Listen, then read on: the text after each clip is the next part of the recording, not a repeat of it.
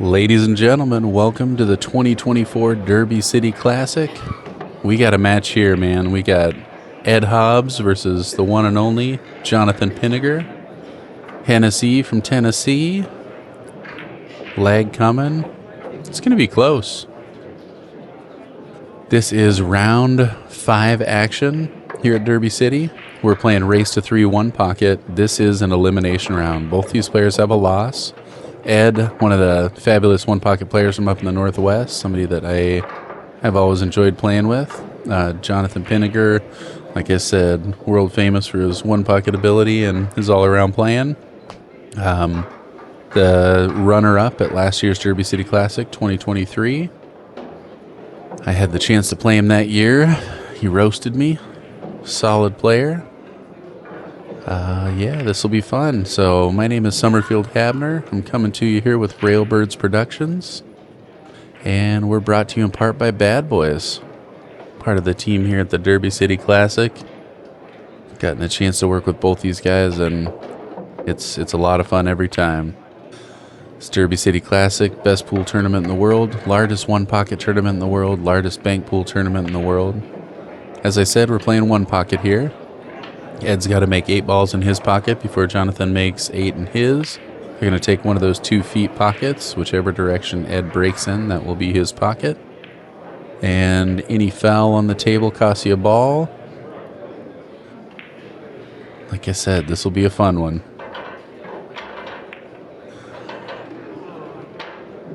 Ed to break here. Rack does look a little crooked. I watched a match of mine the other day, and Scott commented on it. And yeah, but you can kind of see that 8 ball just looks distinctly higher than the 7. See how that break works out for him. Boy, awfully good. And you can kind of see that he's able to thin that ball a little more than he normally would with a rack tilted like that. Not saying anything's intentional, but it definitely can be beneficial in a game of one pocket. The rack is a big deal. The break is a really big deal. Pinegar kind of forced to work underneath the pack. Looks like he's going to play the 8 into, or the 2 ball into the 8 probably. All right. Might have been trying to catch the high side. He might have just been playing safe. It's going to be tough for Ed to resist this bank. Against a player like Pinegar, though, you really can't take big risks like that. That would be a very aggressive shot early on. It's just so juicy from here, though. I don't know if he can resist. I don't know if he'll try and slide past that 10. Looks like he plays into the pack. All right, so not pocketing the ball, not selling a shot, and protected the 9 ball pretty well. Hennessy might have a little look, but I think he's got to bend around that 10 ball if he hopes to, and he's awfully close to the 6.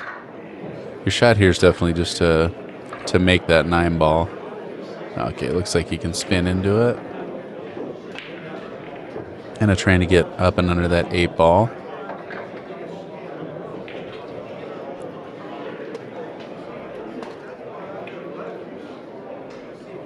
It'll be interesting to see how these players interact early on. Neither one of them are going to want to give up an inch. Ed is actually, I'll look both those things up before I start talking about it. No, Ed's not a super high rated player. I think he's a 622. Pinegar, exceptionally with the advantage Fargo wise, but like we say, there's no Fargo for one pocket, and it'll be interesting to see how these players treat one another. I don't know if they have any experience playing one another so far. Looks like just kicking, probably not trying to bother with the 14.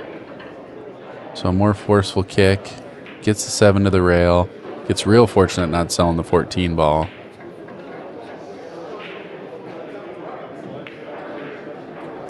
And Pinegar's got, I mean, those the 8-2 don't go for Ed's pocket, so unless he sees something real offensive, I don't think he's going to want to move them. I wouldn't be surprised to see him play off the 14 and underneath the 8-2.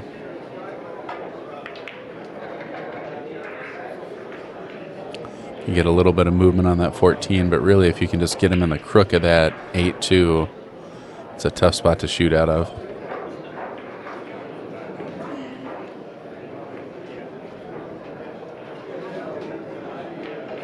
How does he hit it? Beautiful shot. And again, even with nothing really doing on Jonathan's side, Ed's in a spot. The nice thing for Ed here is that he gets a chance to move that one ball. So glancing off the one, spinning up between the 7-15.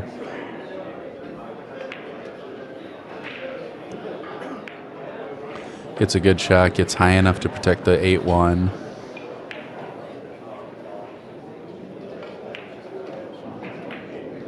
He's got a bank on the 6 ball, but yeah, it looks like he's playing off the 15 and then again in that little gap between the 8-2. Really nice control. Would have liked to have just barely touched that ball.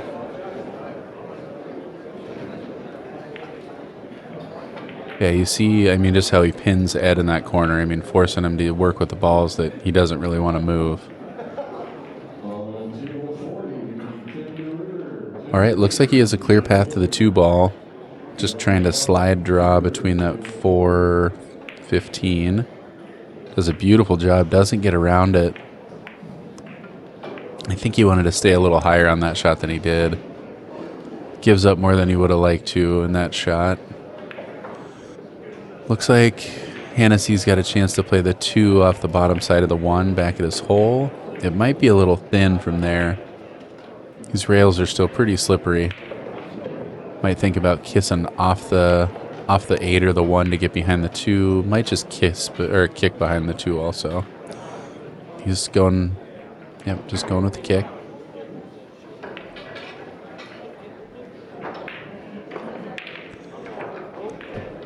Ed got a bank on the 1 ball here. Again, these are the banks that you're probably going to be jacked up a little bit here to slide between the 8-7 if you shoot that. If you can bank this 1 and get all the way to that left side rail. Nope, playing off the 10 it looks like. It's not going to get to a rail from there.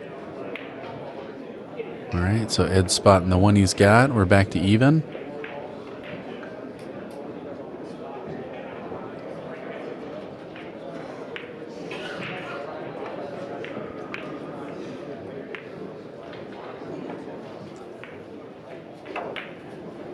Pinegar's got a bank on the 4 if he wants to look at it, but a lot of balls threatening for Ed there. Kind of gonna have to choose a spot to double, quadruple him up. Still looking at that 2 ball.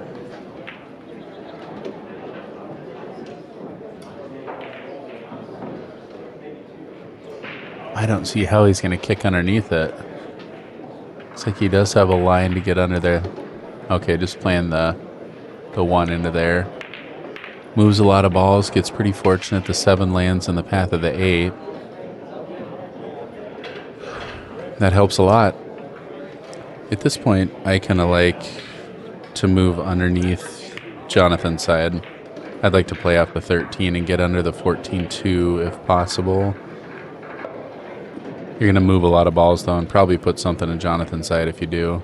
He might just be looking at kicking here.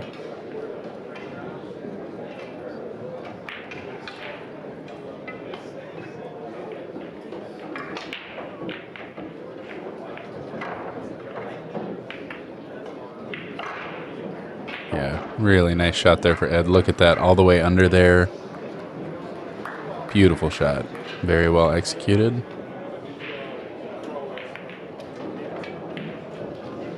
Hennessy removing that extension. A lot of close proximity shots, jacked up shots. You see players do that. All right, he's looking at the path off the 14. He's got to be really sure he gets between that 5-6, and that's a smaller window than it looks like from right around where the chalk is on the left side rail. Yeah, that's asking a lot. I kind of like a ticky safe here.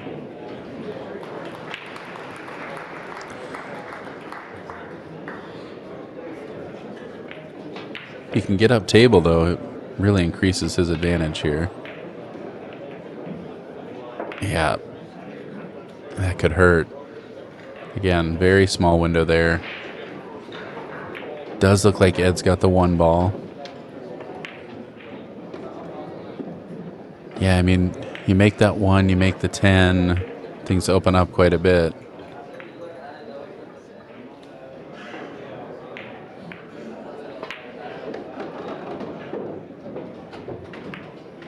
Looks like he was trying to come back for the 11, maybe.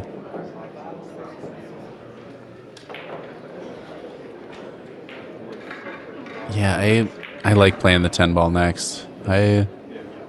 Just the interaction with the side pocket there. You got to come over and back on this 11. Really don't want to risk missing that ball. 10 ball is a lot more makeable ball.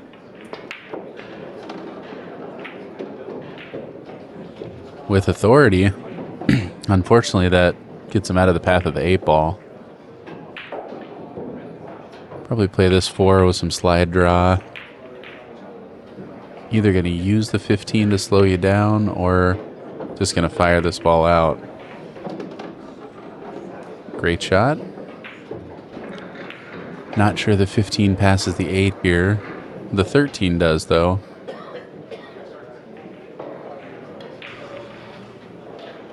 If the 15 goes, I think I'm starting with the 15. Otherwise, I think I'm playing the 13. You don't really want to get behind that 3-2 13 cluster. 14 cluster. Looks like he's probably going right into that 3 ball.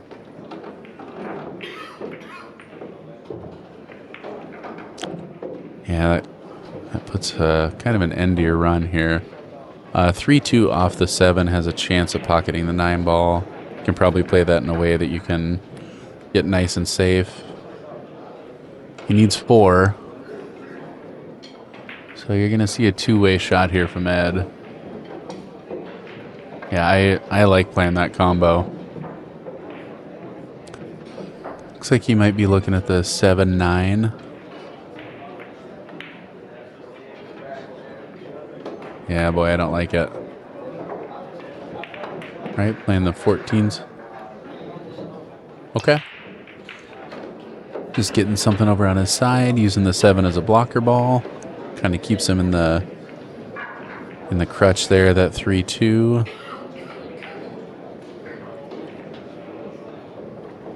If he's going to play off that 7, you really got to make sure you get in a perfect spot on this 9 ball. Looks like he's got a clear path to the 9. If he doesn't, he's going to try and play underneath the 9. No. Here we go. He's psyching me out.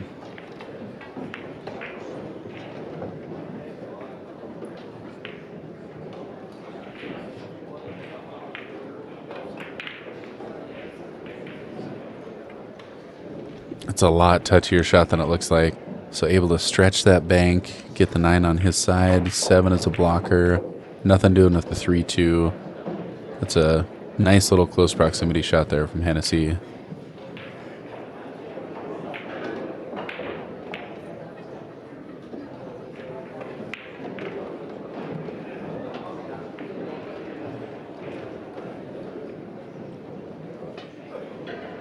It's kind of looking at putting him up table here. Negative. All right, spins all the way down. Good shot. Gives him free access to that 7 ball. Also pretty free access to the 14. A lot of things kind of building in front of Hennessy's pocket right now. He'd love to jostle that 3-2 and push it a little closer to his pocket.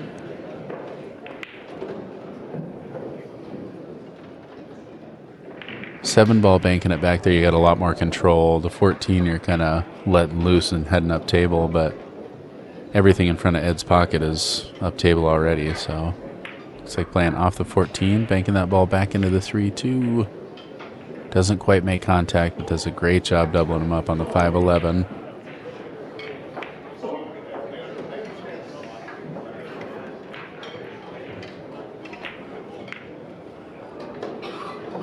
$9-14 looks close for Hennessy. I think he can make it, but probably just from the left side of the table.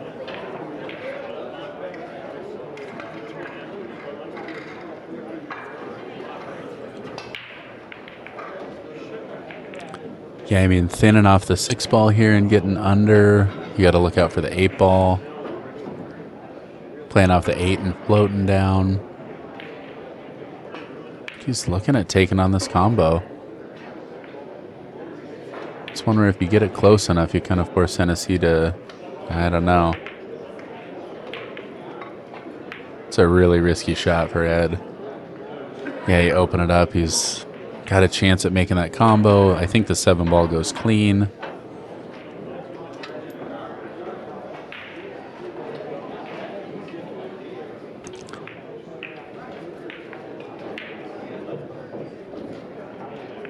Yeah. You can play the 7 up for the 6 if you want. Play the 7 in to create a bank on the 11 ball here.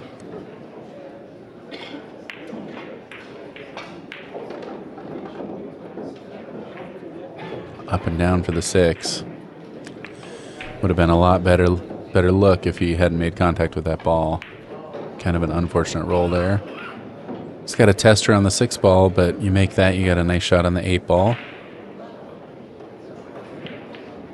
He might be looking at taking the 8 ball now. Just getting on the other side of those balls, playing a little safer shot, but real confident shooter.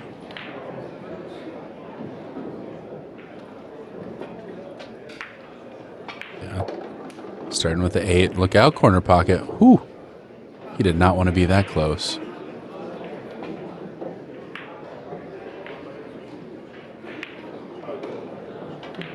Yeah, I mean, moving these balls is crucial. Great job controlling the movement of that 2 ball, nudging the 3 in front of his hole. Ed's either looking at taking a kind of a ticky safe here or kicking underneath that 3 ball. Could try to put him up table. Might play off the 5 here.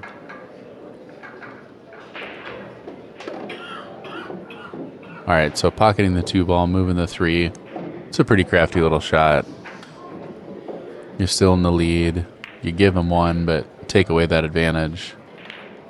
That's, yeah, I wouldn't have thought about that. It's a good shot.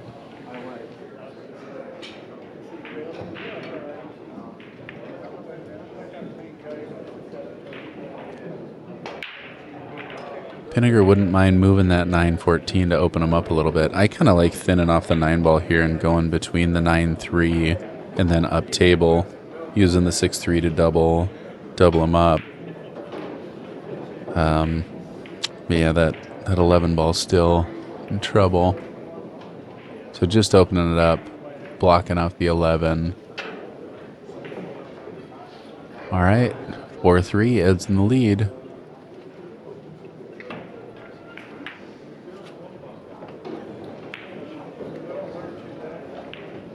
And just banking this ball out, coming back to the foot rail. Trying to get on the 9, but doesn't get there. This ball definitely banks. It's a stretcher, though. I don't know if Hennessy would try to nip bank this. I think he might play underneath it. And that's the double kiss is there. Yeah, I guess that's trickier than it looks.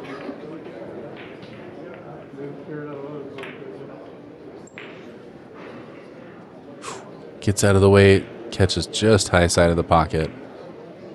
Not able to make that ball.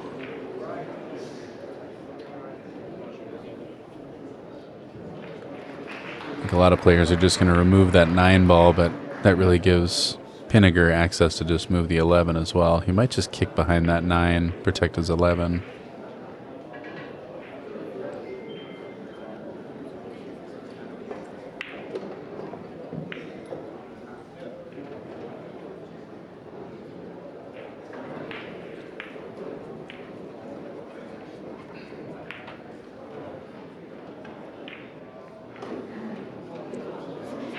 And taking a look at that 6 ball to 2 rail it.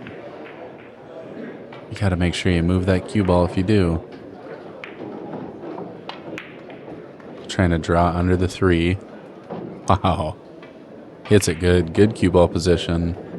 Hits it a little thin, but I think if he would have hit it fat enough, he might not have gotten to that spot with the cue ball. Good shot for Ed.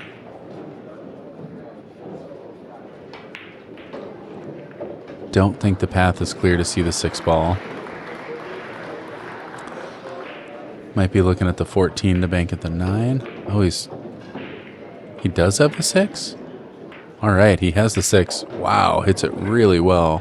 Almost makes that ball. I think Ed's just gonna... It's either gonna clear those balls, play the bank with the 9 off the high side of the 6, or he's just gonna kick behind that 6 ball.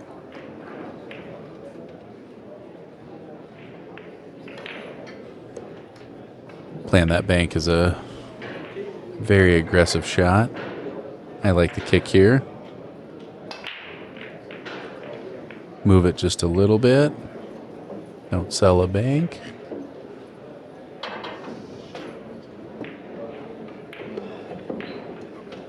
Pinegar doing a little yard work out there, making sure the path is clear.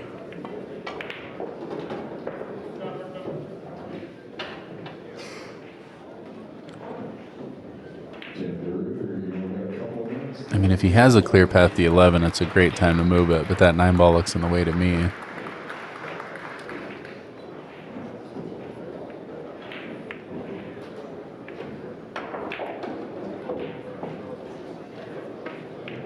Trying to get underneath that 12. Does he get there? That is just a nasty, nasty shot. Man. I mean, really kind of forces Ed to try to do something offensive here. That 5 ball is makeable, but what, you're going to jack up, try to pocket that ball, not scratching the side. Boy, if you're not going to take a foul here, not sure what else you do. You could pocket that 15 in the upper right, leave him doubled up. Could try to use the 12 ball here to double him up. Looks like he's going to bank the 12 at his hole, leave him on the rail. All right. I think he left him a cut on the 9, and it's a pretty free one. Can play that 9. Cue ball comes right between the 6-14 and out. Pretty safe cut here.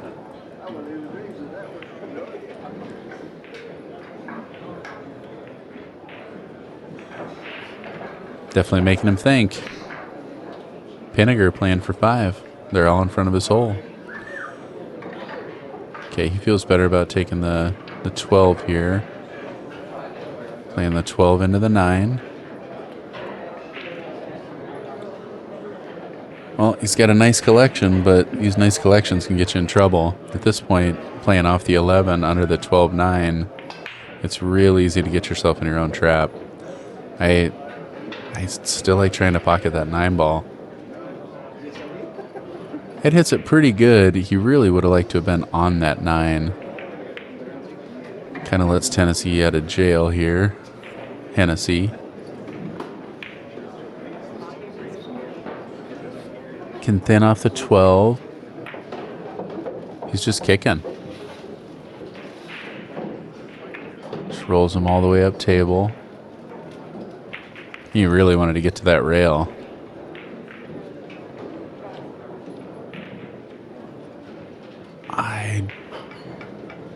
Yeah, that 5 ball's rough for Ed.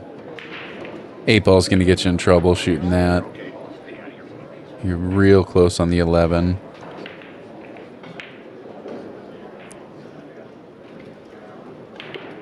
Doing something with the 3 ball. I think it's too much to try to thin off that and get underneath it. Yeah, that's a really dangerous shot. I think I just would have played the kick there. Kick to the side rail and underneath that 9-12. At this point, it looks like Hennessy can just pocket that ball. Might even be Joss on the 6 ball. Some acrobatics here by Tennessee.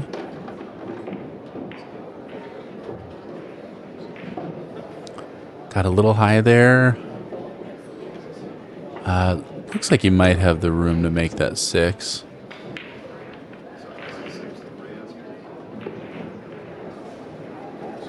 Yeah, that's trouble. If he can make that 6-ball, that might be all she wrote here. Looks like he might have to go rail first, though. Once you start going rail first and drawing the ball out, stuff like that can happen. Ed with 4 to go. He's got a chance to win this game. Really should win the game from this position. 14 probably coming back for the 3-ball. Like to kind of play right into that 9.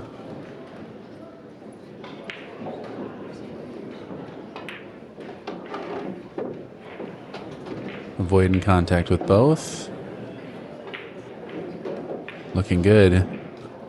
I don't think he's going to try and stay underneath the 9-ball here. I think he'll just play up for the 11 next. I think you kind of got to go 3, 11, 8 here.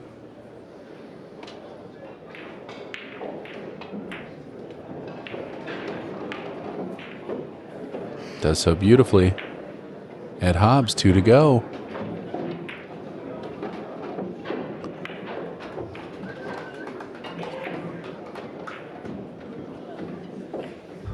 It's a big spot shot. Nice and close to it. Ed definitely the favorite to make that ball, but taking a 7-3 lead. Nothing like needing them all. Let's see what Hennessy can do. I like playing the 9 into the 6 from there, but you don't really know what's going to happen with those balls, so. Hennessy just getting out into the open. 4 to go.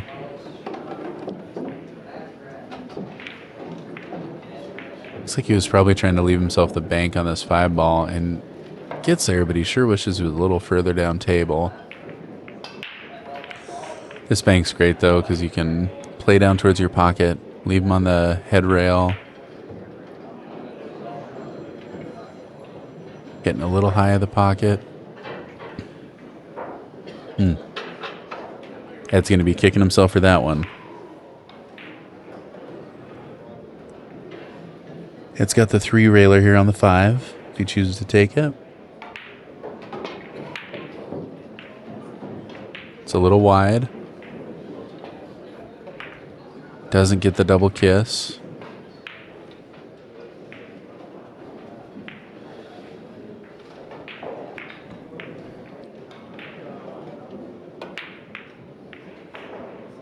Oh, I love that shot. I don't know that these tables are sticky enough right now to be able to play that 4 railer, but I mean, plays it on his side of the table. Usually that just catches just low of that pocket and catches enough to come over to your side, but like we said, these are these brand new diamond tables. They've only had a bank pool tournament played on them. I guess we're round 5 on 1 pocket, so getting a little further along, but you definitely still get that rail slip that affects your ability to shoot some banks.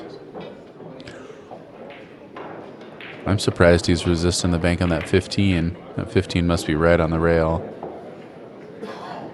Want to keep that one low. That could have gotten him in trouble if it would have leaked down.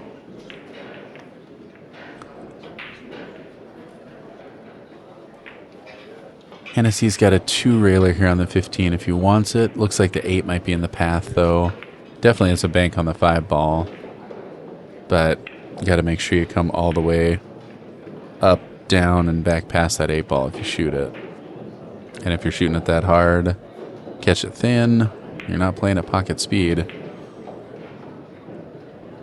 Yeah, I don't think it's worth taking that shot. I like 2 railing this ball up on my side of the table to create a bank lane for myself. Freezing him on the foot rail there. Plays the bank. Does catch it thin. Catches the scratch. Ed Hobbs for the check with the second chance to close this out. For some reason, I don't think he's going to take the spot shot. Yeah, play that 8-ball. Line himself up just a little angle so he slides over. Yeah, it's interesting. I know that I always play this to play it safe, but you really got to just commit and make this ball.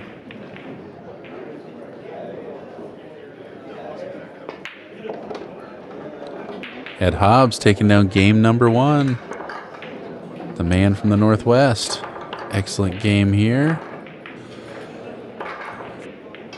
This 2024 Derby City Classic. This stream is brought to you by Hustlin' Clothing, JB Custom Cases, Jerry Olivier Custom Cues, Lippman Lights out of Portland, Oregon, and Locked and Loaded Custom Billiard Apparel. Thanks so much to those sponsors helping bring you some one-pocket action. And big thanks to Railbirds Productions and Bad Boys for having me here in the booth. My name is Somerfield Habener. Nice break there for Hennessy. Decent spread on the pack. Ball on his side. No clear path to get to that ball. Ed's got a... I kind of like playing the 14 and putting him between the... Sorry, not the 14. 10 ball. Playing him between the 8-12. Because, yeah, boy, oh boy. There's no clear path to that unless you're kicking.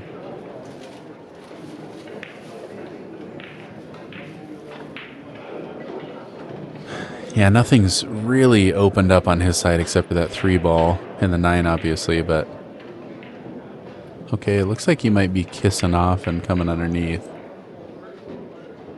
Yep, 12 ball just to get on the bottom of that 15. Doesn't quite get there. He's looking at the back of the pack. I kind of like thinning off the 3 ball and going up table. Making sure you stay to that upper left-hand side of the table to protect the 3.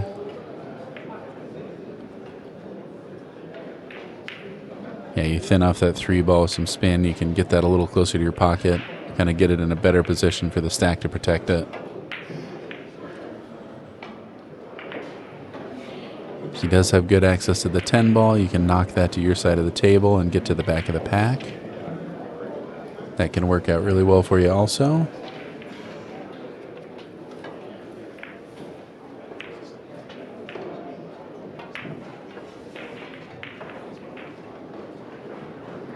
Bunch of juice on that ball.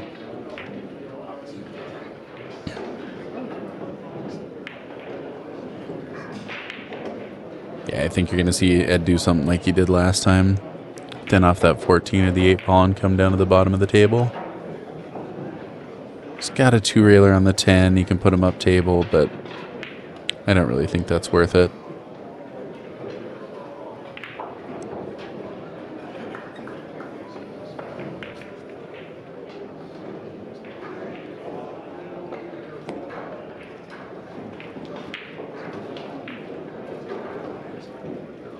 Ed kind of watching Federer there, seeing if he can figure anything out. I'm just kidding. Ed's got tons of experience in this game. Been playing a long time. I've had the pleasure of playing him many a times.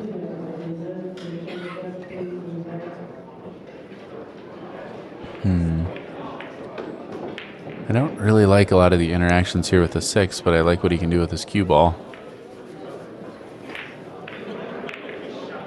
Freezing him right on the 5. The 6 ball was going the right direction. Oh, that worked out pretty well. It didn't give any advantage away. It didn't gain a lot of advantage, but that'll help. I think Hennessy's probably just going to thin off this 14. Hope for the either right between the 8-12 there or right on the back side of the 8.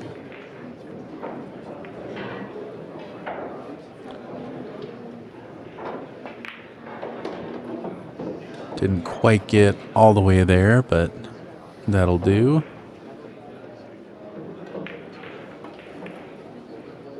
It's got a little more room to kind of think about the double up here on the 10-9-3. But he can get careless with that. He's going to take a look at it. Does look like the 9 ball slips past there.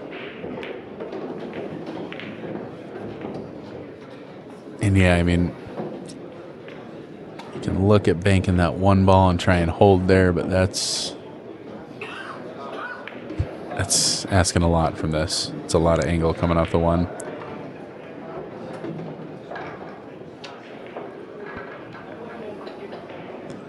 I don't like playing to that kind of distance if I don't have to. Looks like he's just going to try and hold this ball, though. Just get something doing towards his hole. Well, great control. And yeah, if you underhit the bank like that, you get a lot better chance to control it.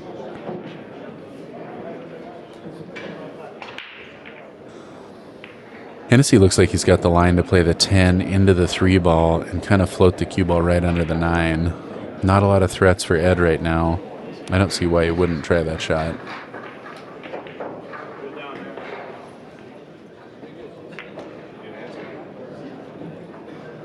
So yeah, perfect control. Doesn't worry about making the ball. Just gets that 10 in front of his pocket. Ugh, that's a real nice shot. If he's on the right half of that 9 ball too, that means he can't access the bottom of the 1. I think the easiest shot here is to play off the bottom of the 1. He can't see it at all. Nice little ticky shot there from Ed. Those are a lot harder shots than they look like. Really got to barely move that ball.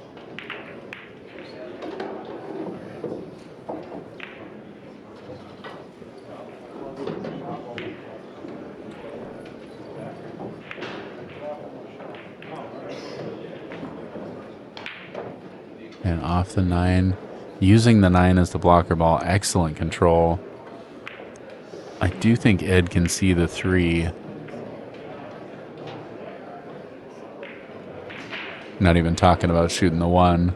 That'd just be crazy playing for 1.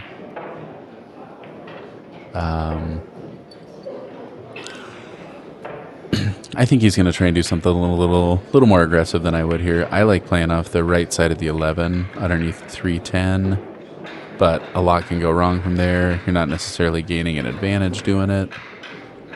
If you're going to take a risk, make something happen.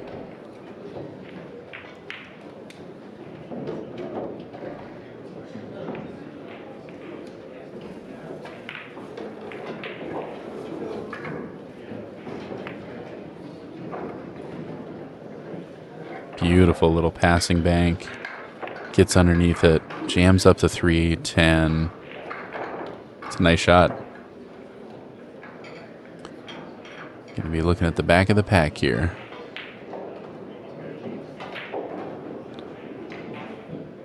Wow.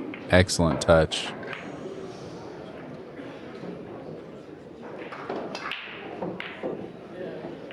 I'd like to get to the backside of that 310, but I don't think he's got it. Not from there. Stretched out over the whole table, jacked up over a couple balls. I think he's probably going to play back to the same part of the pack. Maybe between the 8-14 here. Nope, just coming down to the foot.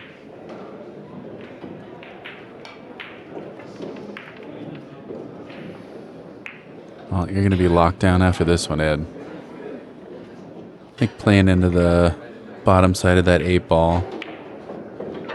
I like playing with enough speed to move those balls over to his side and back over.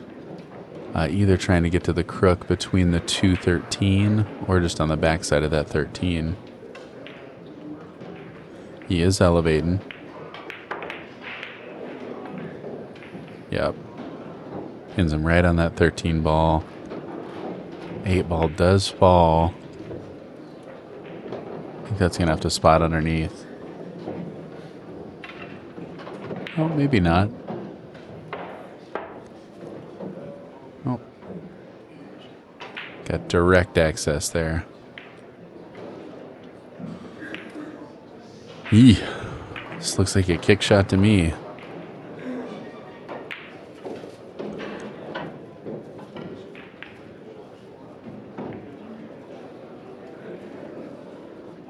Yeah, he can definitely use one of those balls to freeze on, but you're pushing everything towards his side. You can play off the 12 and back into the backside of the 8-2, but jacked up over a couple balls. I think the kick is the shot here. I think you would probably kick 3 rails and just take a foul. I like going left side rail, foot rail, right side rail, and trying to get behind that 310. You've also got a pretty safe hit here. If you just kick 2 rails into the 3 ball, you got to hit it pretty bad to hit the top side of that 3.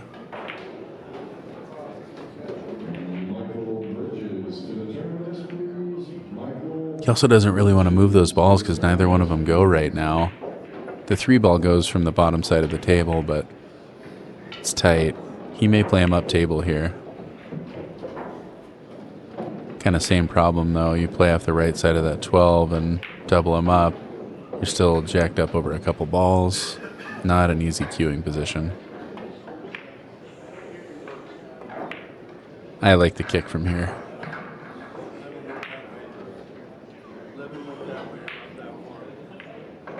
Ed acknowledging he moved that 11 ball. Didn't make contact with the 6.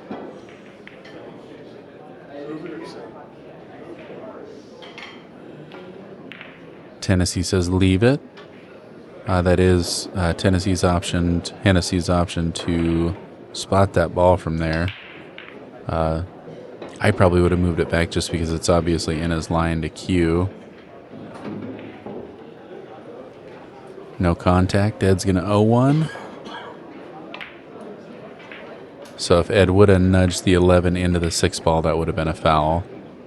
But just he only moved one object ball, and that's Hennessy's option to move it back or leave it where it is.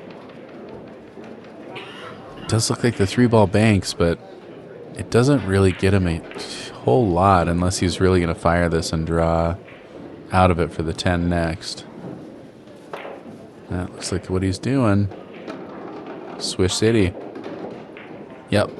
Making it look easy. Easy line to get on the 13 from here. 7-15 does not look wired.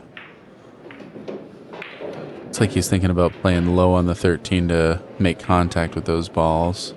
He might come all the way around and play the 9 next. Yeah, he's just staying close here. Really hoping to work a shot out of that 6-11-4, but that's moving a lot of balls here. You really got to put some stank on this one if you do it.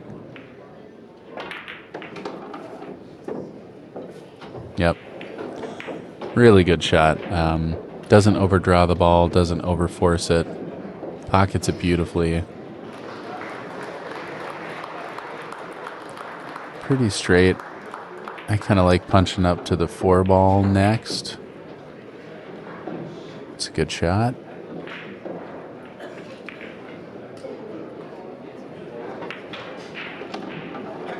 Out for the 5.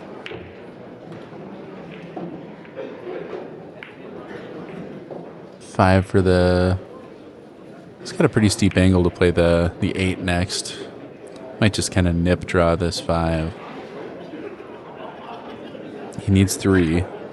Definitely wants to make sure he gets out on this one.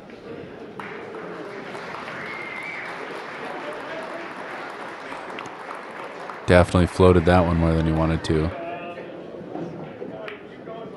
But that's tough. It's tough to not slide too far over to the left on that shot.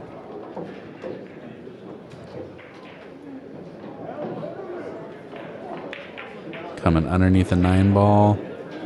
It's got a pretty good line to end up on the 1 next. Really just got to make sure you make this one. All the way back around. Does he get doubled up? No, he's still got that 11 ball. This is for the game. Old Hennessy from Tennessee taking out game number 2. We got a 1-1 batch here. Ed back to break. Both players holding their serve here. This 2024 Derby City Classic, the event itself, brought to you by Diamond Billiard Products, the best in the business. That's all the tables you see here, all the lights. I can't get enough of them. Simona's Cloth, Aramith Billiard Balls, Outsville AccuRack, AccuStats Video Productions, and Master Billiard Chalk. Thanks so much to all those sponsors making this Derby City Classic happen. I tell you, it's one of a kind. If you haven't been, you got to make a point of it. End of January every year down in southern Indiana.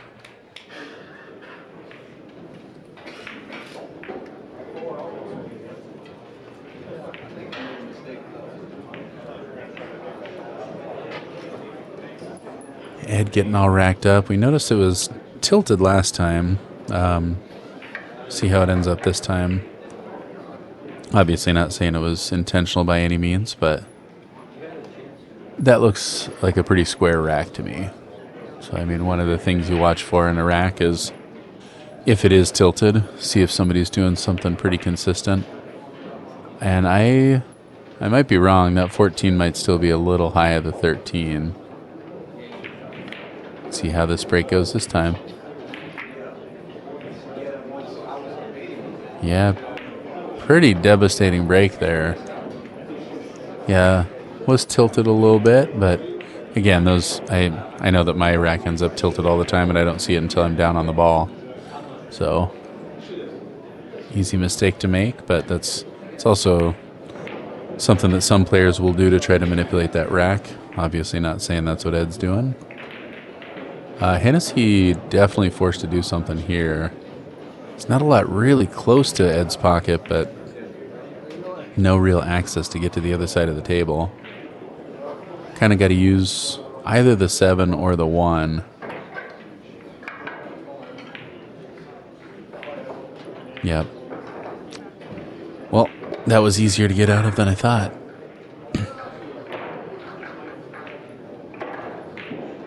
Definitely gave him more room to work because there isn't anything super close to Ed's hole there.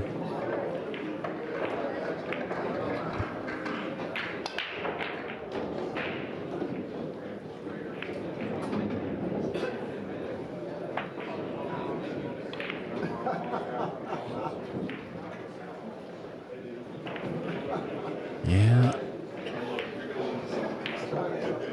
Just looking at trying to twist this 1. Ooh, that's going to hurt. Get in there. If it doesn't go, wow, that's one of the best bad rolls I've ever seen. It's a bummer it goes right at Jonathan's pocket, but pretty incredible that it went in. So Pinegar taking a 1-0 lead. Yeah, that's a hard ball to twist. I'm surprised Ed went for that. But it was pretty free. It didn't sell too much.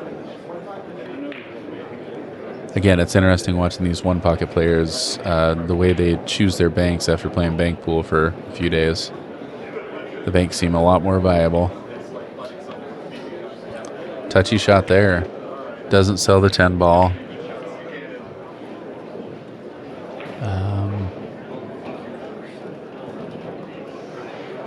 Yeah. I don't like playing into the 12. It doesn't look like he's got a thin enough spot to get between the 313. Whew. Ed seems to like it. I like playing the 4 to my side of the table and freezing him on the back side of the 6. I give him a look at the 11, but I'd like him shooting that a lot more than getting him in that pack.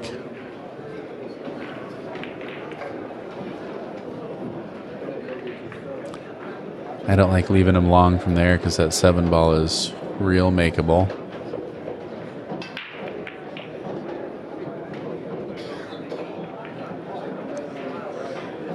Taking a good look at that 10 ball, I don't think he's going to take that cut on. Although he's very close to the pocket, and these tables are still slipping. It is a makeable ball.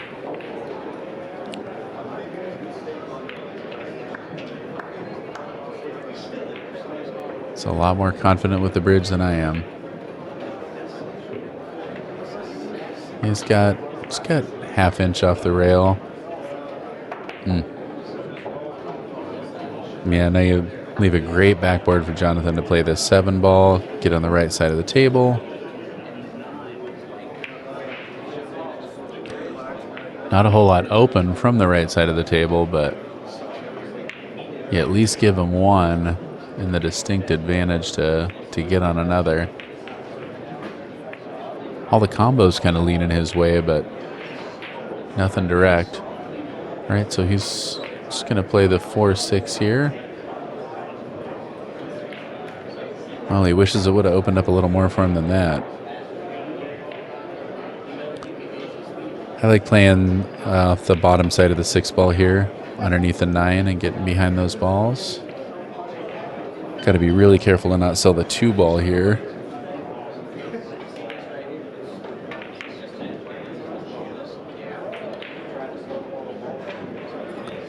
Just looking at the 2 off the 12. I think. Ow. Just standing off the 2 between there. That was a little window. Great shot, Ed.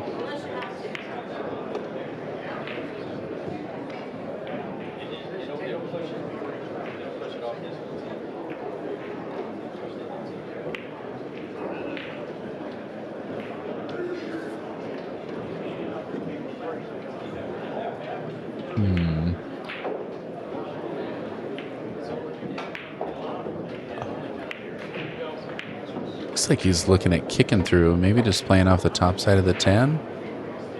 Right back of the 3 and behind the 15. I like that shot. Keeps in close proximity to that ball. Looks like he's kind of got a straight shot through to that 9. Might play the 9 out of there and either freeze the cue ball or follow it through to try and get behind the 13-5 there.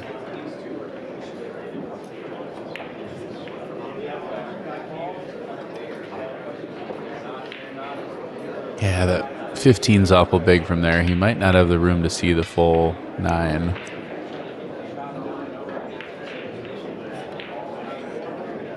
Play off the top side of the 10. Slide draw between the 3-12. That can kind of open things up on your side as well. Yeah, if he doesn't have full access to the 9, that's what I like. Looks like he does, though.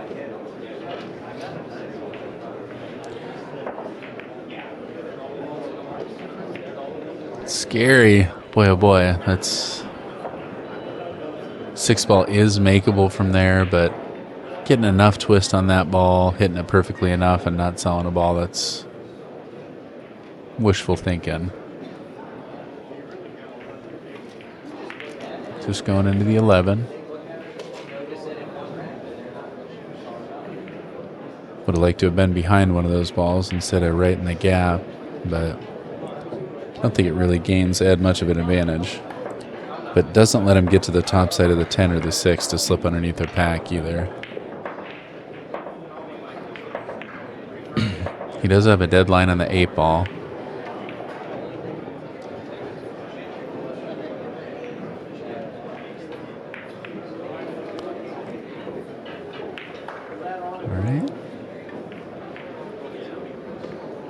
Pushing forward off the 15.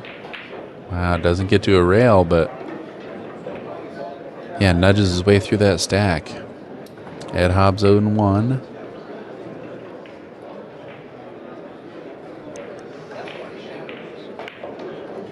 I don't think Hennessy can see through to bank that 10 ball. Even if he can, he's jacked up over the 9.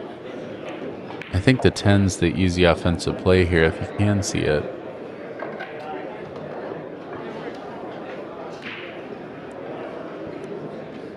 I like the 11 ball also. You can kind of float up to that upper right-hand side of the table.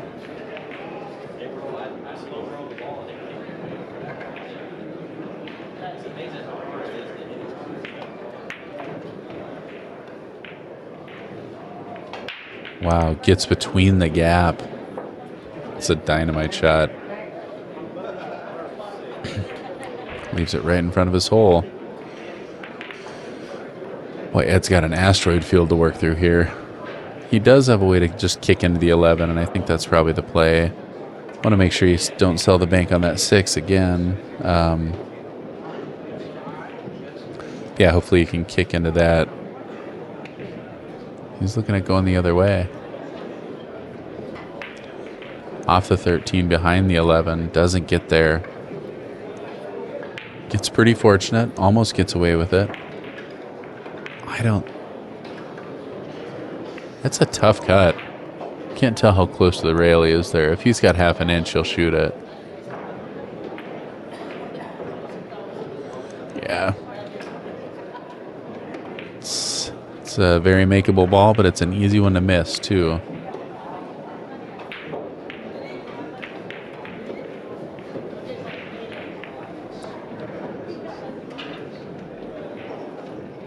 Yep, rethinking that one. Taking a good look at it. The extension plus the bridge. For my next trick.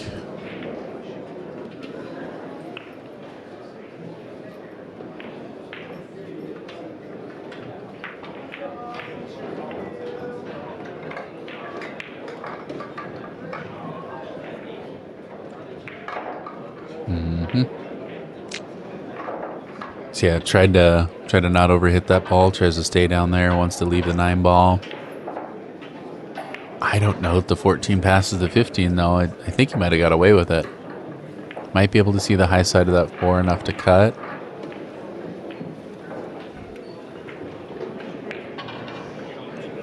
Ooh, boy oh boy. Talk about do or die. Does the 14 have a line? If so, you just want to nudge into that 4 ball, open it up. He does have a line. Nice shot there for Ed. He'll have to spot a ball after this turn.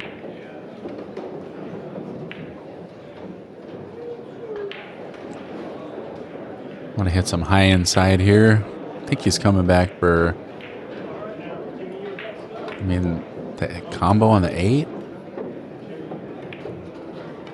It gets all the way to the other side there. I don't see him risking one of these combos jacked up like that. He's looking at weaving the 12 through there. Must be more open than I'm seeing it.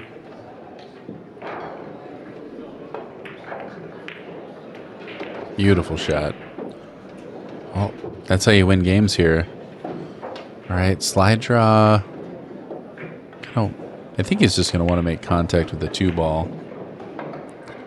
Could also play the 6 next.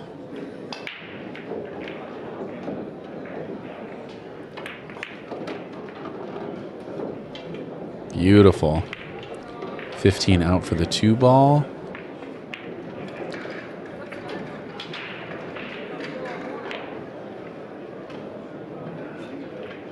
Ed needs 5.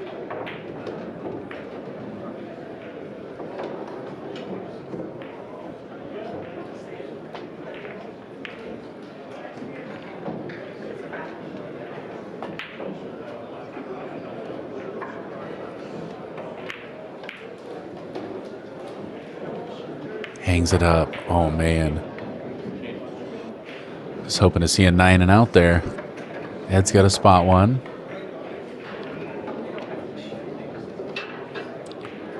Well, Hennessy's got one hanging, but no way to get to it. Ed's got one hanging. I wouldn't be surprised to just see Hennessy make Ed's ball here. Oh, if he's got the 9 into the 11, we'll shoot that. Pinegar needs 7. Looks like he's got the 9. 9 to the 11. Make sure you draw out enough to have the 3 next.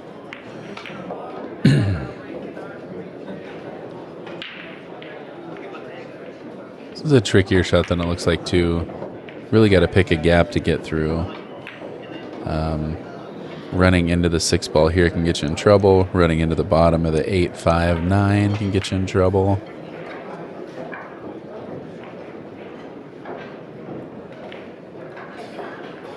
I think from this position with the 6 ball where it is, you kind of got to try to play between the 5, 8. Might try and sneak under that 6 ball, but that's a tight window.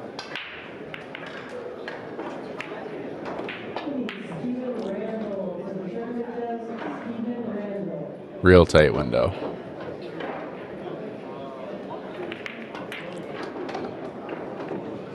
Oh, very nice.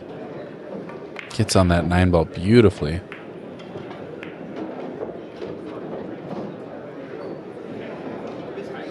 Might try and carry forward for the 6 ball next. Might try and kind of slide into that 14-2. He needs 5.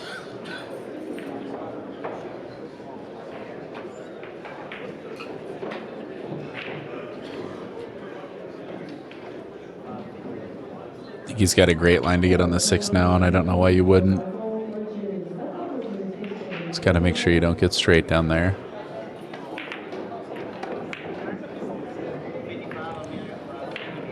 Not a real fortunate rub there off the 14.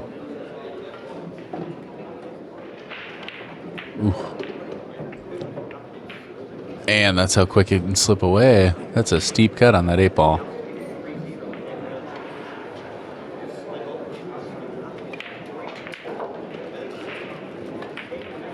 I see him making Ed's ball.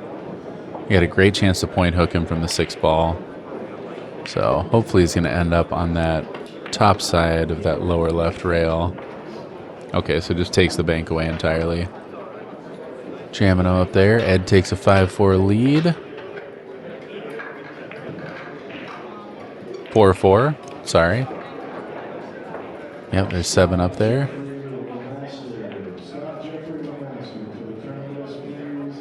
Well, Ed fortunate to get back to the table on this one.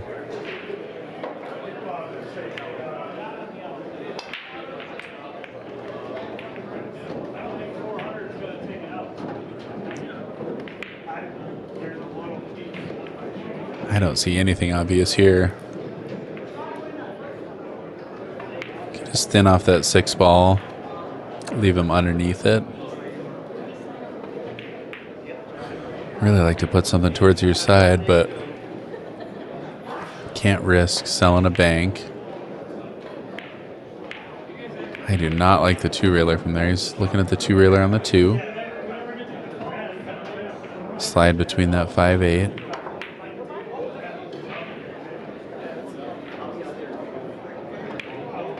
Great control. Doesn't sell a bank. I mean, that 6 ball theoretically banks, but that's an awful lot of twist from that flat of an angle.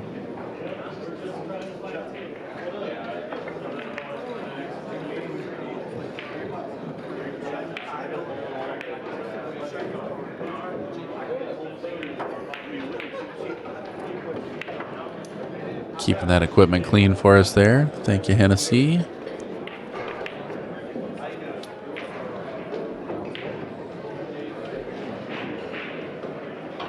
All right, so because the 14-2 is lined up like it is, he's kind of got a free knock on this 13. I don't think he'll try and make contact with the 7. I think he'll try and play right through that gap. Yeah, just get it closer to his pocket. Try to leave Ed on that head rail. That's a nice shot. I think a lot of players try and force the bank and try and make something happen with the 7, but that can get you in trouble.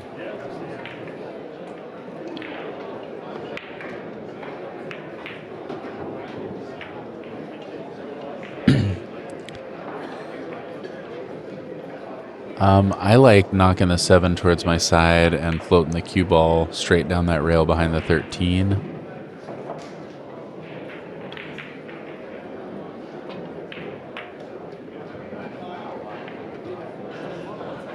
He liked it too, just didn't quite get there. I like that shot a lot. And try for it. Pinegar with a pretty free bank here on the 7. 7 ball does look like it has a line. As long as he's not going to make contact with that 14-2. Ooh. I'm a liar. I don't think he does have it.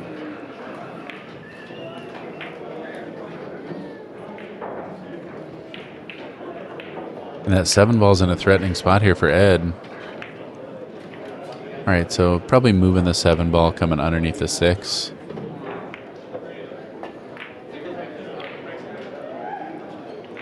Just adding to the cluster.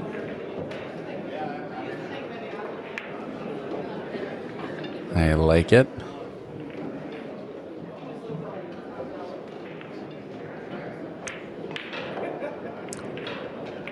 I like the thin off the 6, cue ball, foot rail, side rail behind the 13 ball here.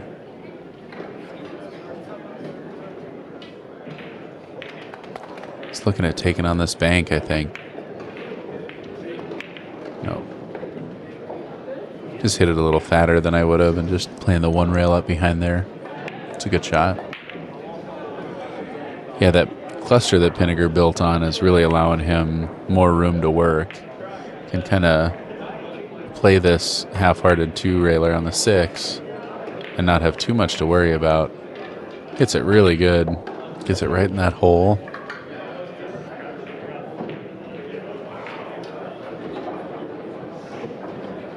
Yeah, from here, Ed can either play dead into the 6, he can play off the high side of the 13.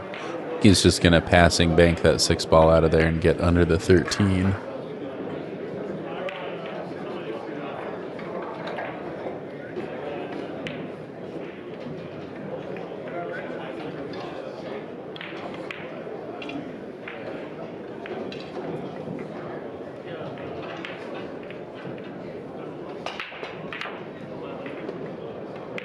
Just playing the 3-railer on the 6, moving the 13. Nice shot. Does he get a rub? Ooh, just adding to that pack.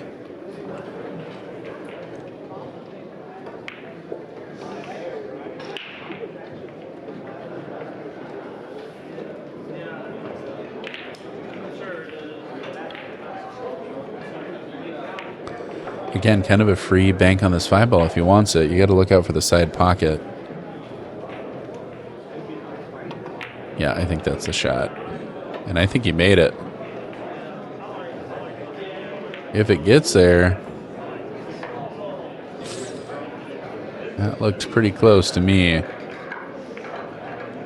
A good attempt there from Hennessy. Ed can try and cut this 8 ball and hope he knocks the 5 out, but I think that's getting too cute. I think he's just got to get that 5 ball out of there. I like kicking it out of there from here.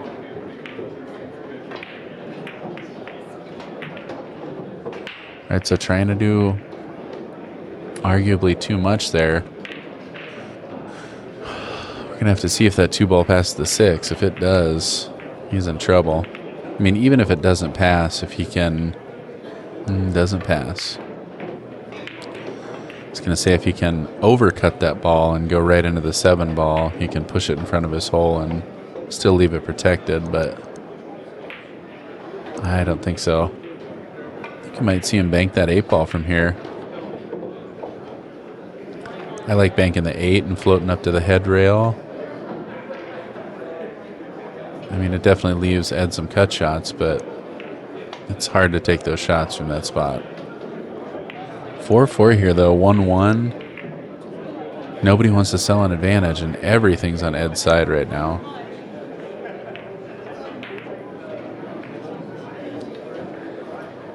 Can also 3-rail the 7 ball. I mean, if you can hit that 7 ball nice and firm, hit that 3 rails, freeze him on the 14 ball.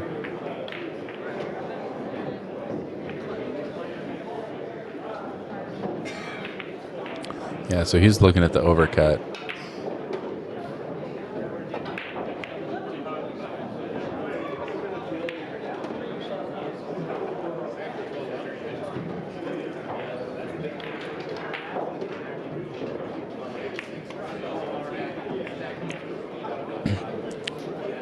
I really like the 8 ball from here. It just feels very free. He's just going to lay it up. I mean, it just sits perfect on that rail. Still leaves a cluster for Ed to deal with, but cluster's a lot better looking now. He can make that combo pretty easily.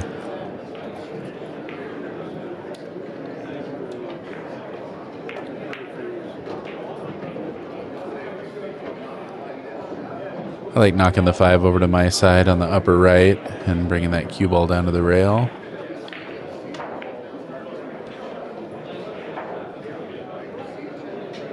Something's happening with the 5 ball.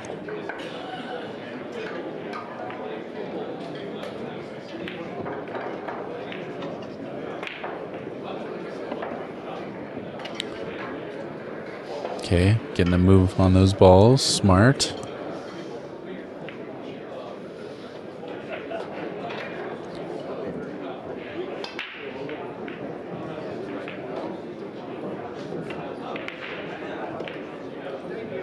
I think I like kicking behind the 2 ball here. Just got to make sure you don't scratch.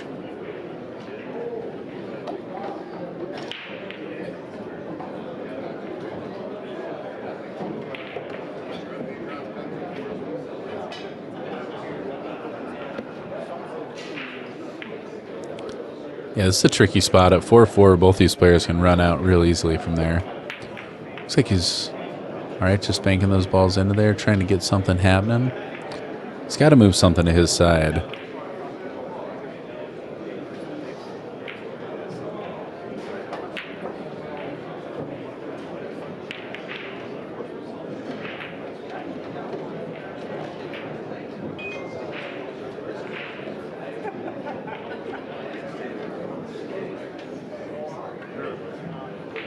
Looks like Ed looking to play off the 13 and up table. He might be looking at banking the 2. Don't catch that point. Man, oh man. Point is so big from there, and that can just get you in all kinds of trouble.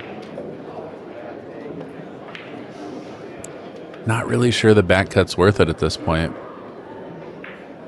If he's got a clear path through that past the 6 ball, he might be all right.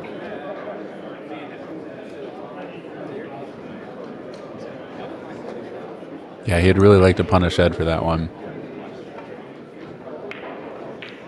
Yeah, the side pocket's big from there. 6 ball's huge.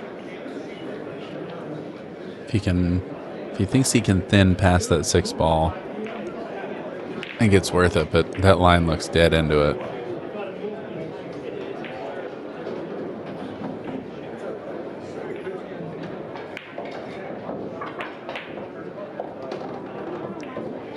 Just fire it instead. It's a good shot. Yeah, he'll take 1 if that's all he gets. I don't think taking on that 5 bank is worth it. It looks like he's knocking it up table. Coming back down to the foot rail.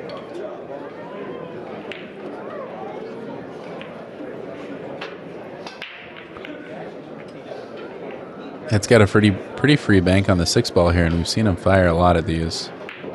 I don't see why he wouldn't shoot this one.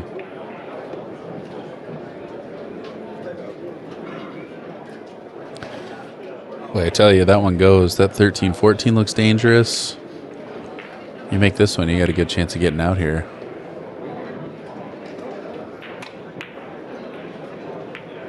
Can't hit that ball quite that hard, and look out, corner pocket. Ooh. It's a little wide. Gets away with it, though. Doesn't sell anything. Anything obvious, anyway. 5 ball looks very in the way of that bank. Just playing off the 6 and down table. Trying to get all the way back underneath those balls. I like that.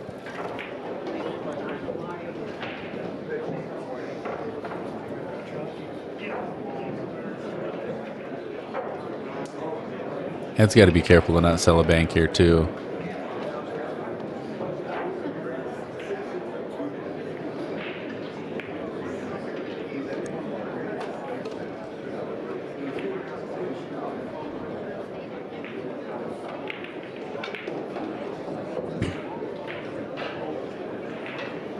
Yeah, boy,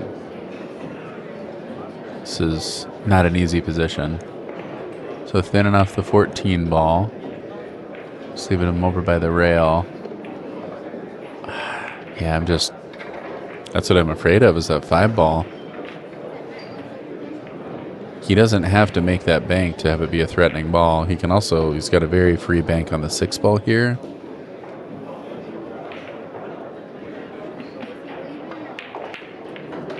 I wouldn't be surprised to see him twist that 6 ball, float over the right side of the table.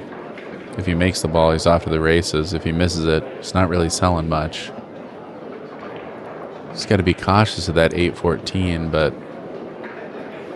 yeah, if you leave him far enough to the right, it should be fine.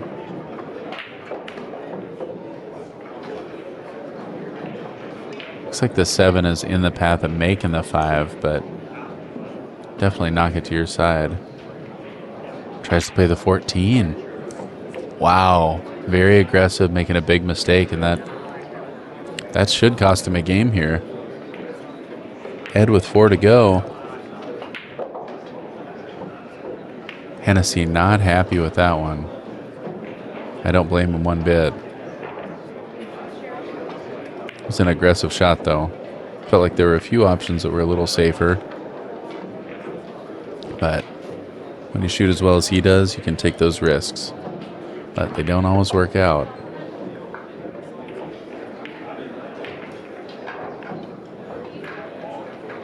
Like 14-13, just, whew, and he almost caught that ball. That's kind of the only way to mess up that run there, is to catch the bottom side of that ball or dog a ball. 13-7.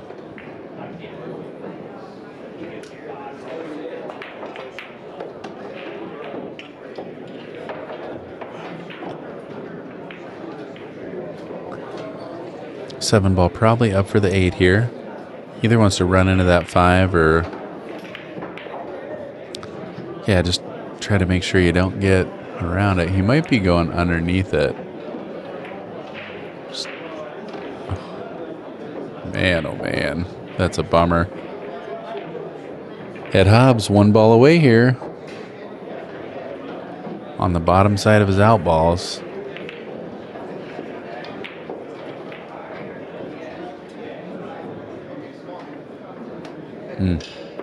Boy, it's tough to walk away from this run. You're right there.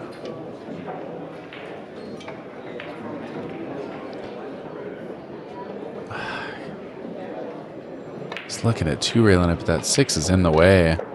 Going wide. Catch the... Oh, man. Again, gets away with it. That's... Pinegar's got a cut on this, but it's not an easy one.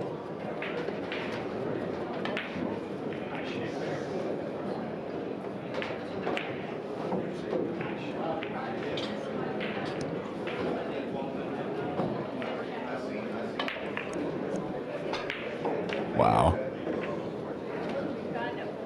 I mean, if he misses this, that's he's going to be tilted after that.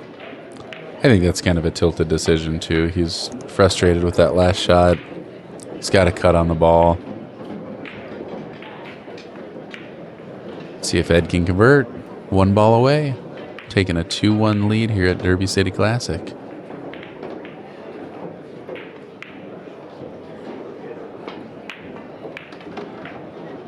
Drills it. 2-1 lead for Ed. Hennessy pretty frustrated with that last game. Made a couple mistakes, and they ended up costing him. All right. You guys get a chance and you like what you're seeing, like what you're hearing, hit that like button, hit the subscribe button. We have so much Derby City Classic action coming to you. Like I said, this is round 5 action. Ton more to go. Best pool tournament in the world right here. Thanks for tuning in here with Railbirds Productions. Hennessy to break. Ooh, and he's spicy right now. It's a good time to walk away. Although I've seen him play quite a bit, and if there's one thing I know, he plays pretty good fired up, but a tilted break there from Hennessy also. Gets very lucky catching that wing ball. And taking Ed's pocket from him this time.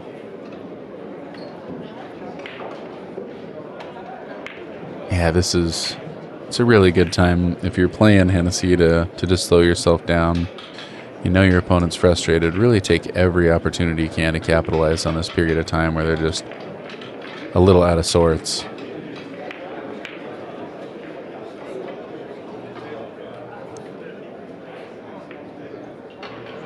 If he's got the line to knock the 4 around, 2 rails around the 5 and follow it underneath, I'd take it, but it looks a little off angle.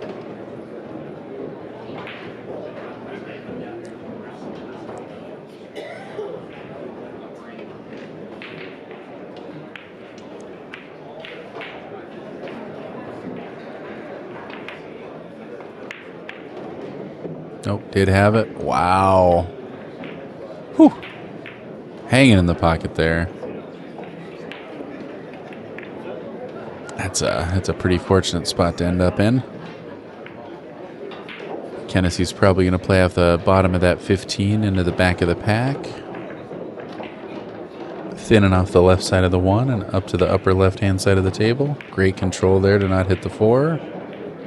Really nice little shot there from Hennessy. It is. It's hard to describe how difficult that shot is and how precise that was. Corner to corner.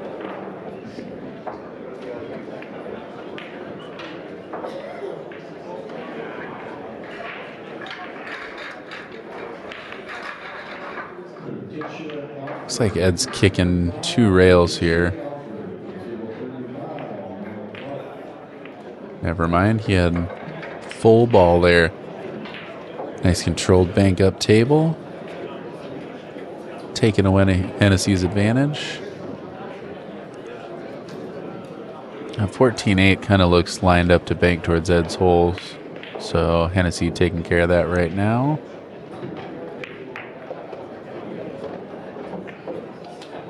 Nice shot.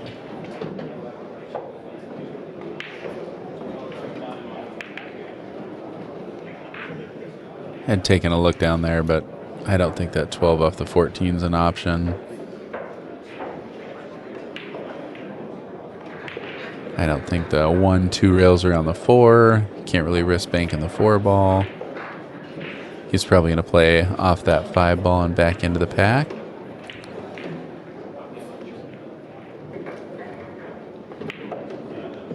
He sees something in there.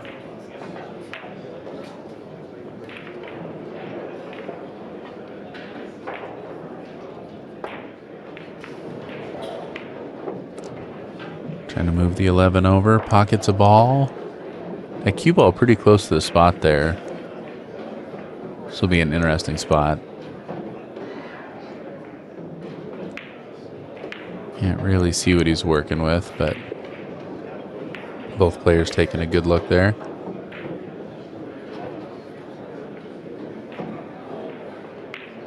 All right, so it did have to spot underneath.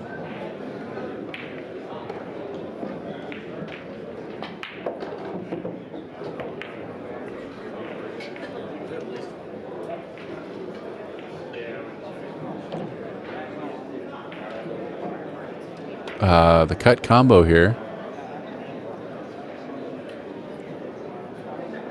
Again, seemed a little hasty.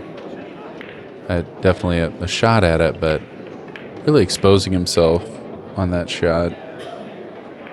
Taking a slide at something to try to win the game, but you can just give up so much of your advantage so easily there.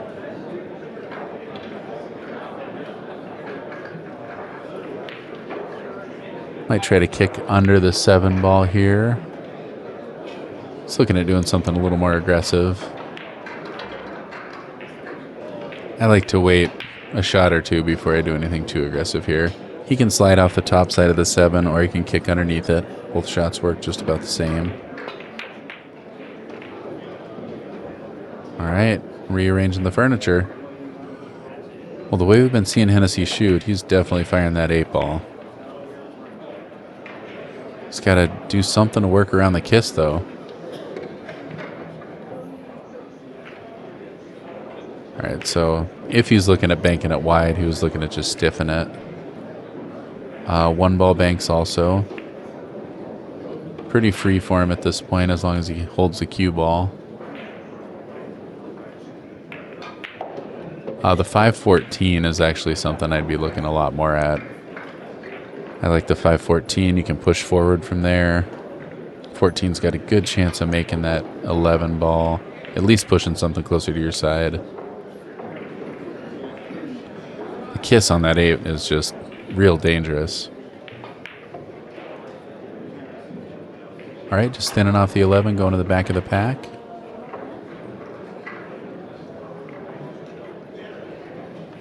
All right. See a little more control out of Hennessy there. The tilt starting to fade.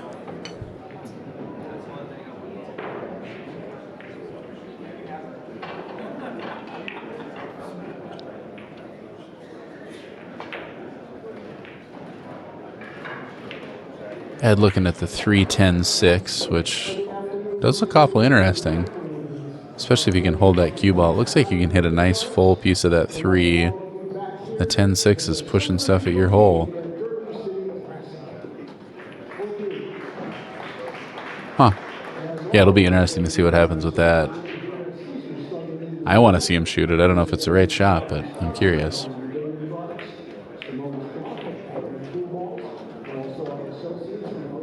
He's just playing the 12-13 and freezing behind the 3. Nice shot.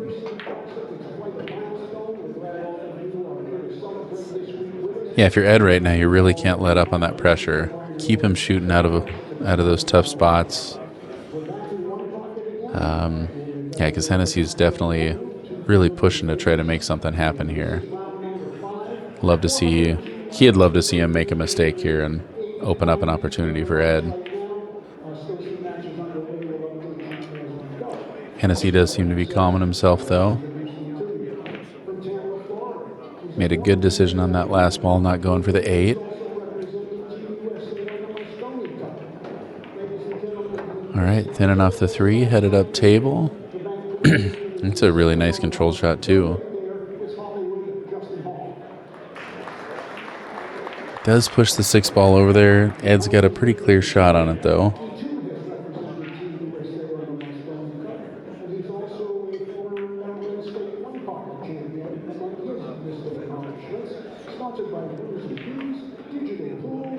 Yeah, I think top side of the 6, right side rail, back into the pack. It's probably what I'm shooting. Again, really making sure he doesn't leave anything on that 8 or the 11. Can also play off the edge of the 1 ball and float down. Okay, it looks like he's just playing a full hit here and to draw into the pack. Let it slip away from him a little bit. All right, that 11 ball is very makeable from here.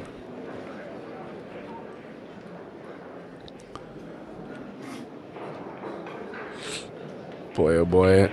I hope he's going to spin around these balls. It's easy to want to jostle those, but that's when you get pinned in the bottom and that tilt comes back real quick. All right, up for the 14 ball. It's the 13 passes. Sorry, that's the 10 ball up there. I think it's probably 10 to the 6. Hennessy needs 7.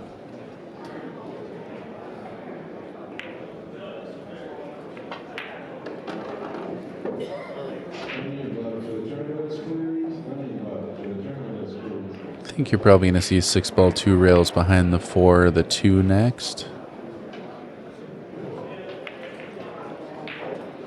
If the 13 goes, you might just stay on this side of the table.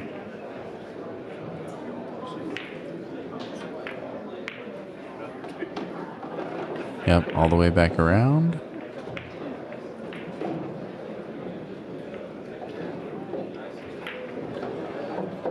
Probably 4 to the 1 ball here. Ooh, I don't know. It's definitely more of an angle than he would have liked.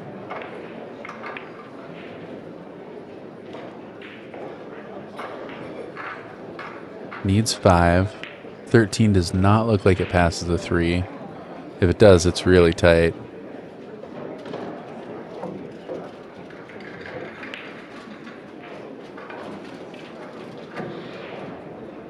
Hennessy making sure he's got a liberal amount of chalk on that cue.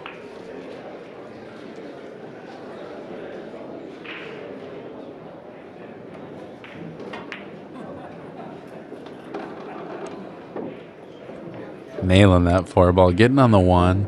Again, a little steeper than he'd like to be, but very makeable. Only 4 to go.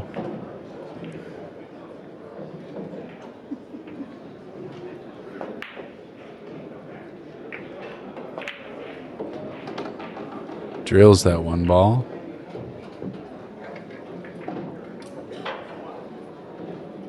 Nothing coming too easy right now, though. He's got a cut on the 2, and he's got to get back on 1. He needs 2 of these. Not sure if he'll try and play up for that 13 ball. Up for the 8 next is an option. You've just got such a little window on that 7-15 down there. Dogs it. All right. Hennessy needs 3. Excuse me.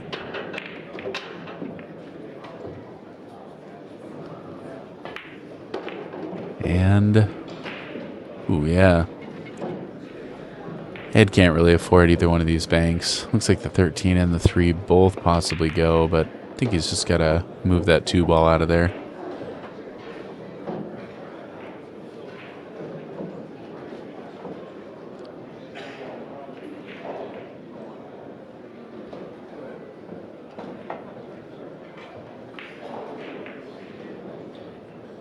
Ed yielding to the side opponent there.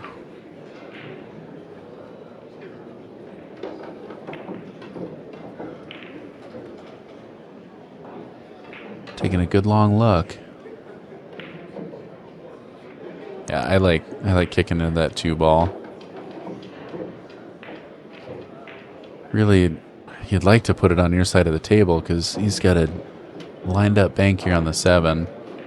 If you kick, I mean, you can kick thin into it and just try to hold behind the 2, blocking the 7. You can also try and play a little more firm and get the cue ball back up into the path. Looks like he's just going to play off the 8 under the 2. Or right on top of it. That's trouble. Just got that 8 thinner than I think he wanted to. He really didn't want to sell the 8 as a bank, but let's see if Pinegar can pluck 3 out of here. 2 ball does get on the 8 pretty easily, but this is close proximity. That's a hard one to reach, too. Nothing easy about it. I correct myself. Yeah, boy, it's a steep cut. Close proximity to the rail. Nothing coming easy.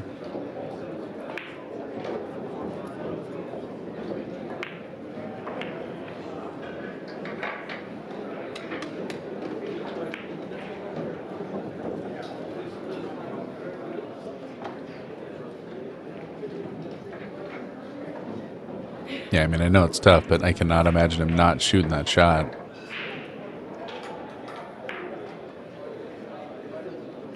Wow, he's resisting that shot.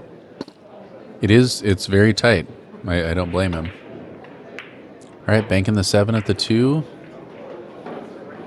Misses the point, misses the 2. Sets it right in his hole. Pretty good shot. You're going to see those balls go for a trip here. It's not an easy one either, though. Can kind of try and kick underneath them, make contact with the right side of the 7. He's going 2 ball first, then nudging the 7 off the rail. Oh, wow, just freezes behind it. That's great control. Wow, he turned that around really well. Nice shot, Ed.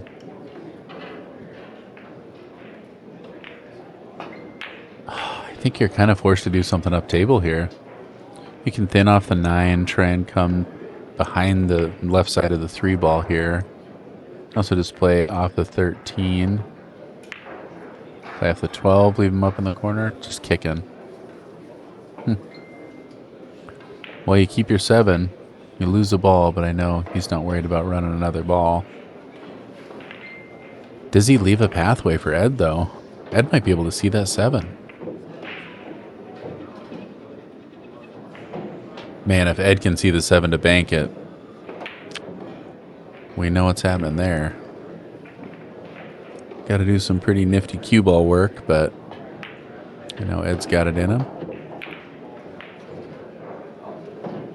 Okay. Yeah, that is a tough spot. He's lined up just dead at the high side of that lower left corner pocket.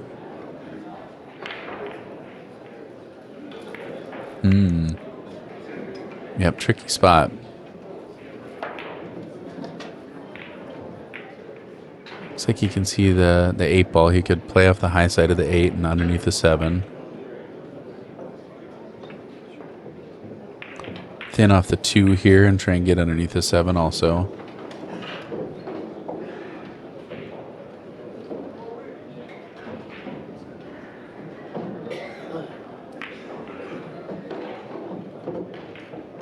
Use the 2 ball to move that 7. Oh. Well,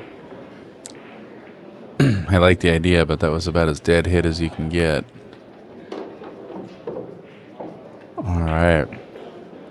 Hennessy needs 4.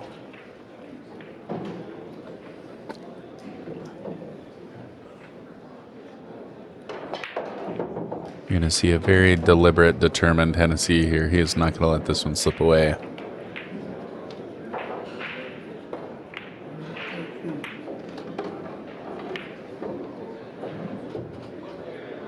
Leaves the back cut on the 7.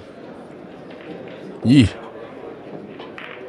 I mean, to what? To spin between the 8-14 and back out to try and get around there? That's, oh. I mean, the bottoms of those balls are just so big from there. 15 ball does look like it might twist around the 14.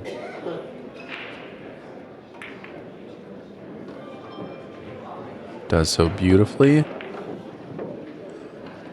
Not the cut you want, but it's the cut you got. Playing this 8 ball. Leads right into the 14 here. Hopefully opening up the 5 ball for you. He may just avoid all that. Just so natural, I think I'd play it. Oh my gosh. Oh. Oh, that was it. There we go. That's why. I was watching the game so close I wasn't even watching the ball count. All right, well, taking down game number 4. We got a hill match between Jonathan Pinegar and Ed Hobbs. Ed to break. We got action. This is the 2024 Derby City Classic. My name is Somerfield Habener, and you're tuning in with Railbirds Productions. Is like what you see, like what you hear. Give us a like. Subscribe. We're going to let you know every time we go live with new Derby City action. This is round 5. Again, this is an elimination round, so one player moves on to round 6, and one player is heading for the hills. Ed to break. I still think that 14's a little higher than the 13. I think that's a little tilted. See how it works out for him. Catches that wing ball. Gets away with it. Kind of the same break we saw from Pinegar last time. All right, quick little break there for the players. We're back in action. Hennessy's shot. Yeah, this is off the break here. He could try to play the 2-4. Yeah, like I said, I think he's just kicking this ball. No, he was thinning. So caught it thin enough to get it up so it's not bankable. Still able to move the 14. I think that's a nice shot. What didn't work out for him is I think that 2 ball lined up right off the 11. Ed's got to do something to try to get to the back of that pack there. Or do something aggressive. I kind of like going up table here. I kind of like playing the 6 ball and playing up towards that upper left-hand corner pocket. I don't really see a clear path to get behind those unless you're playing off the 2 ball, and I don't really want to move the 2.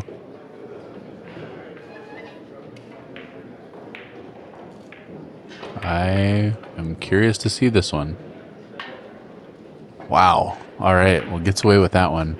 I think he was hoping to push that 1 ball back towards his side of the table. Almost pockets it for Hennessy.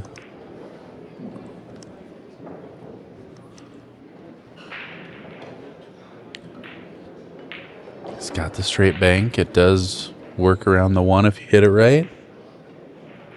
I got a good chance of selling that 14 if you miss it, but it was very makeable bank here for Pinegar.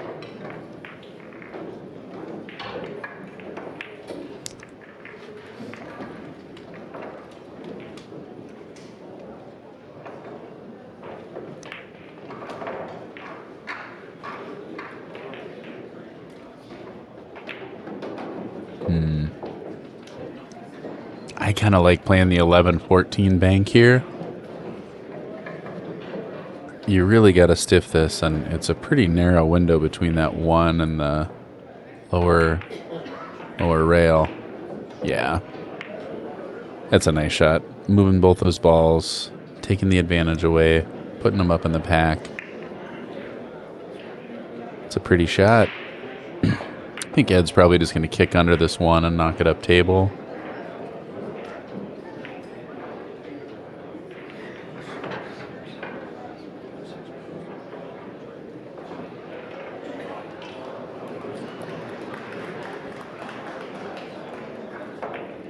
Can play off the 7 under the 1, but I don't think it's worth it. Nice kick and stick here does everything you need. It is a tricky queuing position.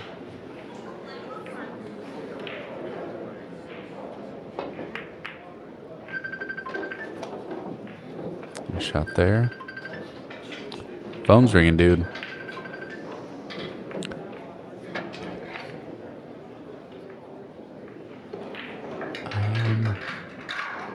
I immediately look to play off the 7 ball behind the stripe next to the 14.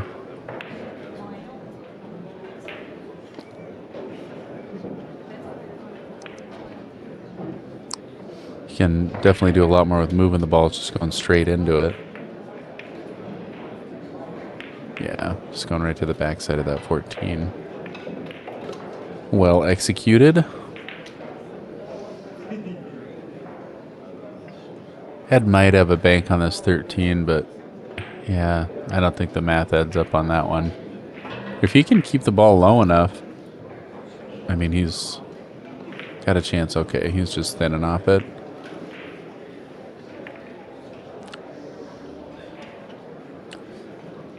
Again, everything pretty jammed up on Ed's side, though. Pinegar's got that shot that he's played a couple times, which is just that 1 ball up and back, getting the cue ball up to the upper right-hand side of the table. You don't really try to make this bank. You pretty much just try to lay it by the pocket. So undercutting this bank shot, cue ball to the upper right-hand part of your screen. He really underbanked it. Narrowly got away with that one. In fact, Ed might be able to see that 6 ball clean to cut it. I don't know if it's worth it. Looks like the 3-7-14 might be pretty free. You can always do something with the 8 ball. You got a big pack protecting you there. 6 ball doesn't add up. It just doesn't get you anything. I think he's looking at that 3-7-14.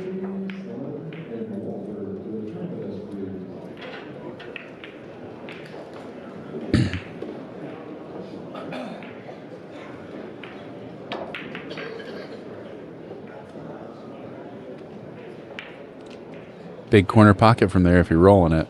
He's pretty close to the rail. He might have to elevate.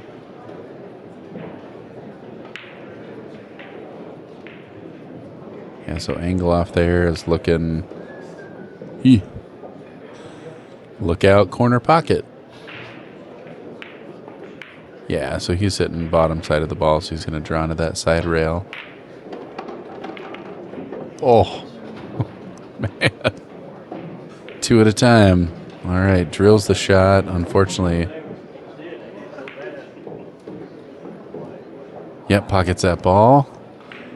Hennessy telling him what he wish he would have done last time. All right, Ed owes 1. And Pinegar with a great opportunity here. That 13-1 looks like it goes. 8 balls wide open. The 11 ball goes.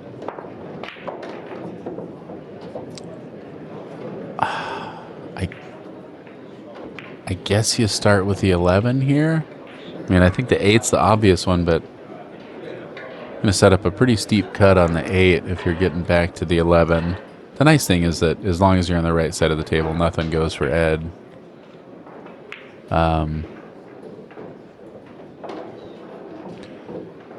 Yeah, taking a good long look at that centipede.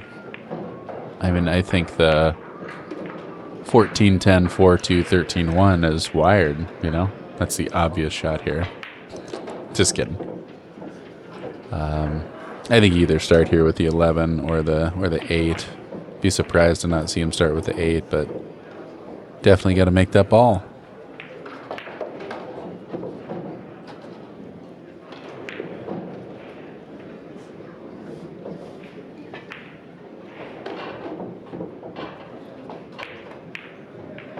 Taking a good long look at it.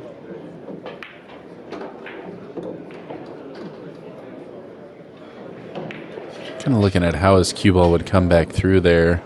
I don't see why he would take a risk at coming through that stack. He likes the back cut. He definitely has selected this several times. I guess I like this for sliding up for the 11 too, but definitely the tendency is here to overcut this ball, to want that slide so much that you end up just hitting the ball way too wide. He's just taking his medicine, leaving a bank. Smart shot. 3 ball goes, 14 ball's pretty dead in. It does look like the 14 is going to make contact with the 10 with the cue ball, and that's going to nudge it towards Ed's side. So I think the 3 is a little safer from here. But again, that 13-1, I really wouldn't be surprised to see him take this combo. I know it sounds crazy, but it just might work. Yeah, he's going to take another look at that.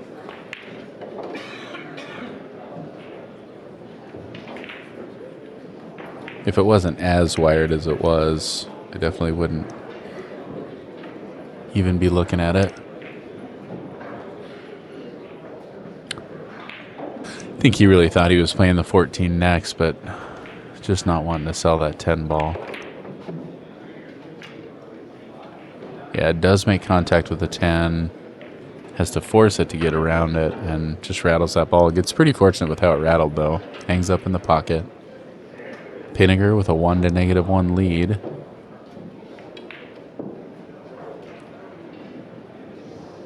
Ed's kind of got to kick this ball in the hole. You can do something cute. You can get behind the 6 ball here.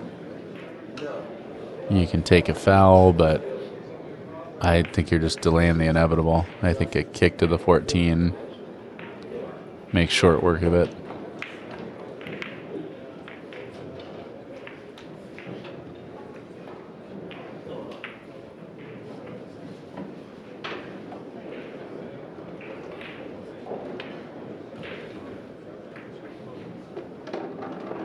Wow, the double kiss in. I think he was trying to hit with enough speed to kind of come up a little bit on that too.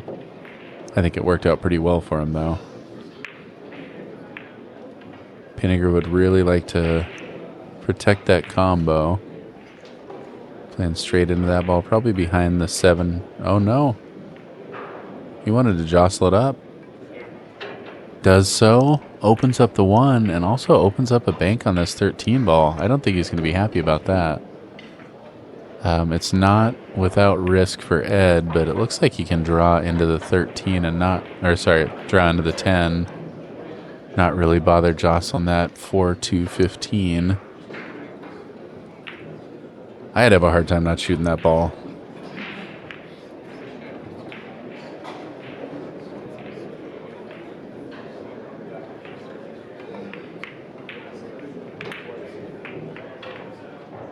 All right, playing the combo. Doesn't quite go for him, but nice look. I didn't see the 2 ball wired there. Not quite wired. I think Pinegar's just gonna knock this 3 rails out. Follow with upper right hand English. Oh, he's just drawing it. Getting underneath the 13. Ooh. It's like he cut that ball full. Ed might have a shot on the 2 here. Just standing off. Look out corner. Great control. Gets all the way to the foot rail.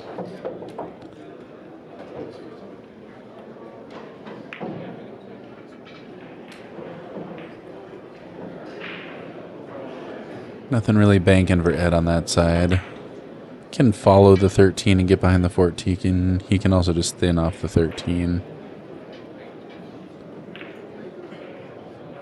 I kind of like following the 13 and getting all the way behind the 14, kind of pushing the 13 into the cluster of the 7-6-5.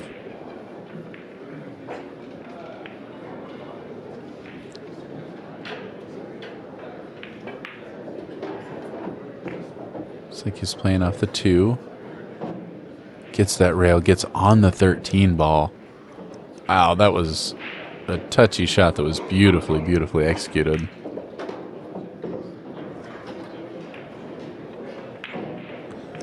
Very impressive. Pinegar 6 balls away from this win. Ed needs 9 of them.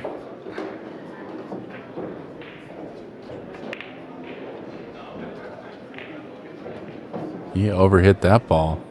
Man, he's not going to like that. It looks like he wanted to get there, but I think he wanted to get higher and block the 2 ball. I mean, this is basically a free bank for Hennessy. Unless he gets around the 4 and makes contact with the 12. Huh, not taking it. Well, both players not really wanting to let anybody sneak away with this thing. We could be in for a long one here.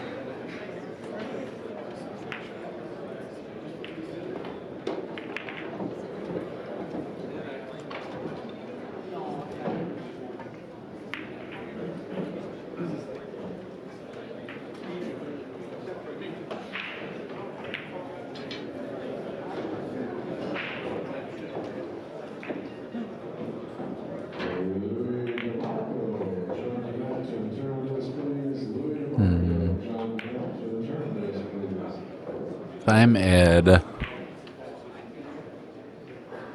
think I'm probably playing. What I'd like to do is play the 4 ball, 2 rails towards my hole, and draw down to the foot rail. I think the 2 might be a little more open though.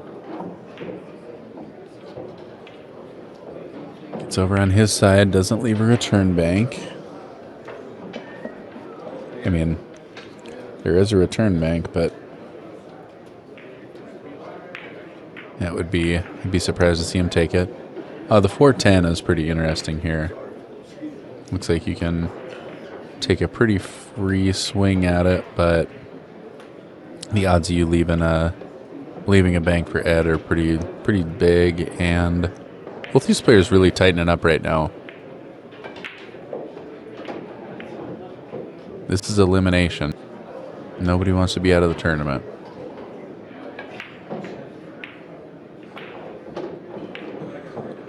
You keep the cue ball down on the high end of the table here. This is pretty free. Pulls out last second. Gonna reassess.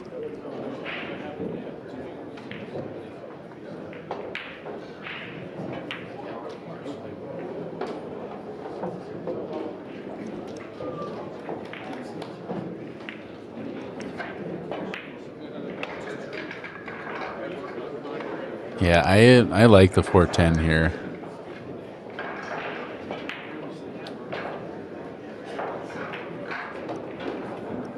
He does not. Looks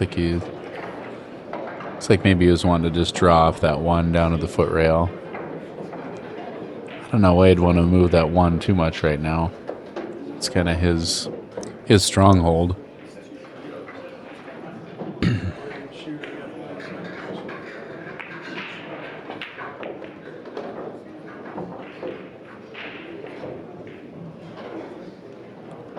Looks like Ed might be running to the restroom. Told him go ahead and shoot.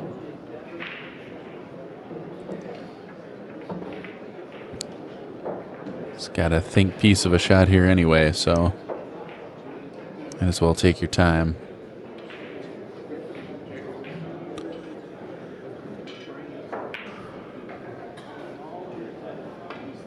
You can see Hennessy a little distracted, kind of looking away. This is a good time to, if you're the player that has somebody walk away, good time to go sit down for a second, grab a drink, come back to the table, see if you got some fresh eyes. I like what he's looking at that bank on the 2. It looks like he's got a pretty easy way to get right side rail and then up to the head rail.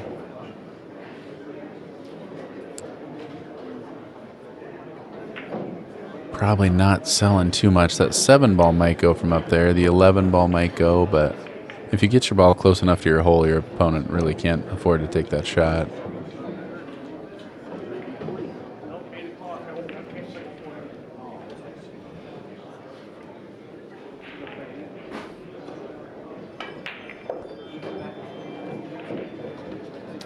Okay, good look at that 410. Yeah, it looked good to me.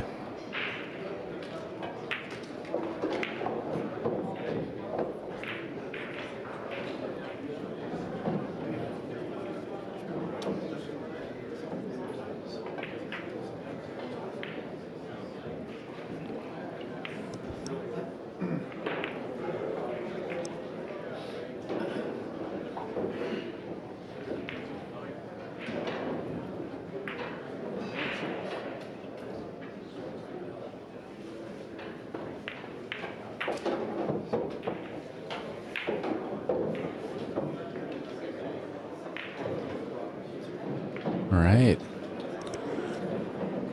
Playing a real safe shot there. Just kissing off the 4. A little explanation to the audience.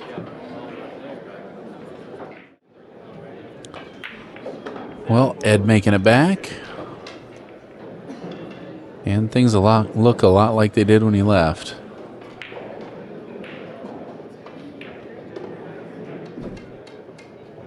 Every player allowed to take a bathroom break. I'm pretty sure that the rule states you're supposed to do it on your turn.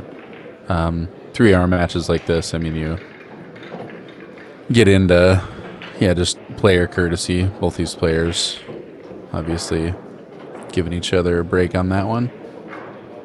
Told Hennessy go ahead and shoot. I think Hennessy's got to shoot this one. I think Ed wanted to get a little more cue ball motion there. A little hasty shot. Can take this 1 ball, and he's got a good chance of making it and leaving the 2. I think that 1 ball goes inside of the pocket. All right. Is the 2 ball worth it?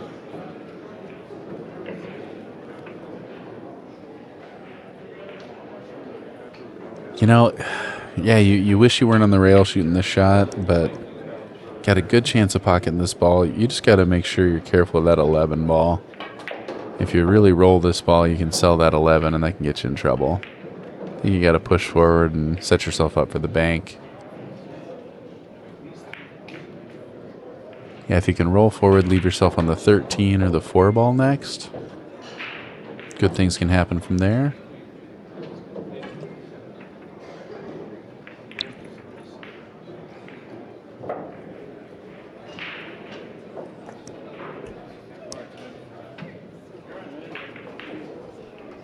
Pinegar needs 5 balls.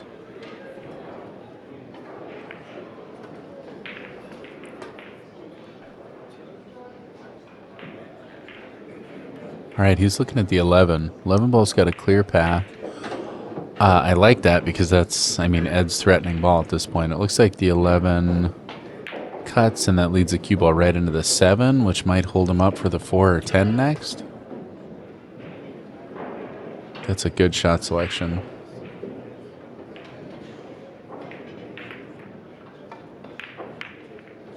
Ooh, just barely overrolls it. Gets the cue to a rail. Pocket speed. Sorry, gets the 11 to a rail. Ooh, that's deadly. For the second time this match, you might see Ed kicking. The bank goes, but are you really going to force something like this? I don't know, maybe so. If you bank that, you really want to hit it hard enough to get up for the 4 ball next, but it feels to me like banking for 1. And you definitely got a chance of risking a whole lot more. I think you just kicked that 11 ball in.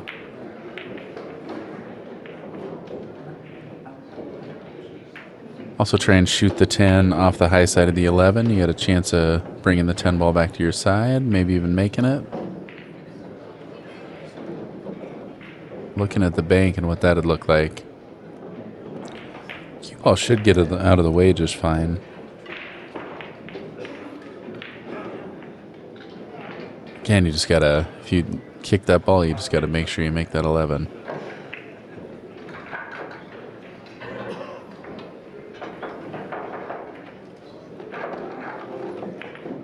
Just a little underneath it. Ball does fall for him. That's a smart shot.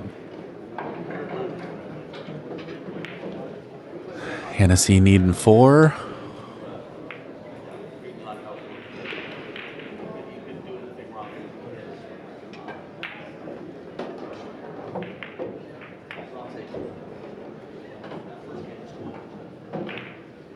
Nice shot.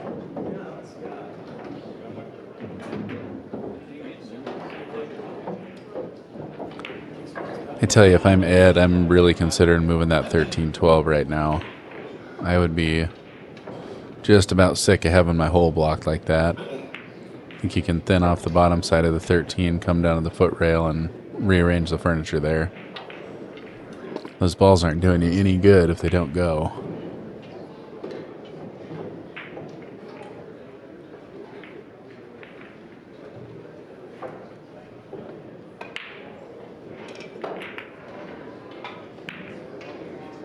Trying to spin that 4 underneath. Gets away with it.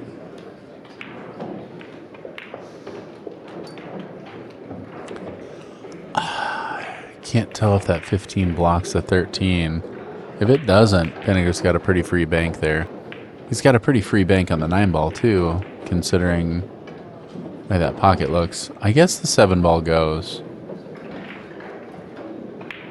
Alright, just knocking this 4 into the pack, rearranging the furniture, freezing the cue ball. That opens it up. It changes things. It's still with a lot of hindrance towards his pocket.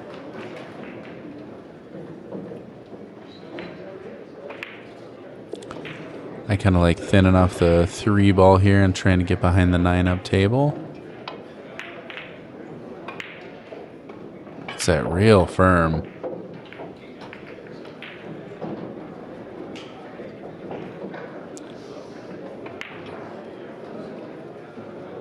Ed really not wanting to let this one slip away from him. Need 9 balls though. Hennessy's down to 4. It's like playing off the 9. Trying to leave him on the foot rail down there.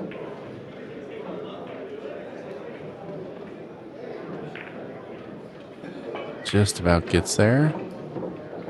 Pretty decent speed.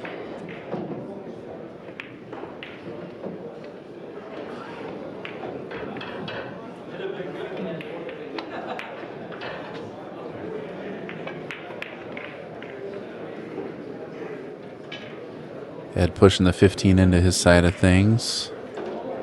Really trying to get those balls loosened up, but man, it just isn't happening. That 6-4 is just wired together. Can't see him wanting to take on that cut.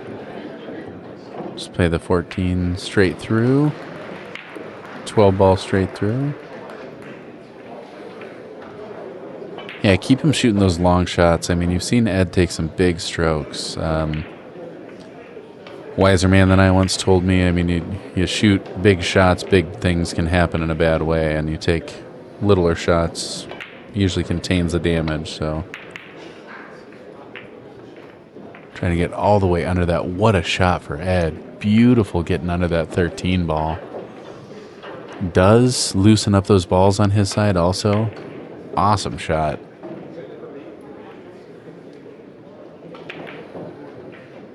I think Hennessy's probably going to slip off the top side of that 13 and just go down to the foot rail. It's not like he's totally trapped, but great control.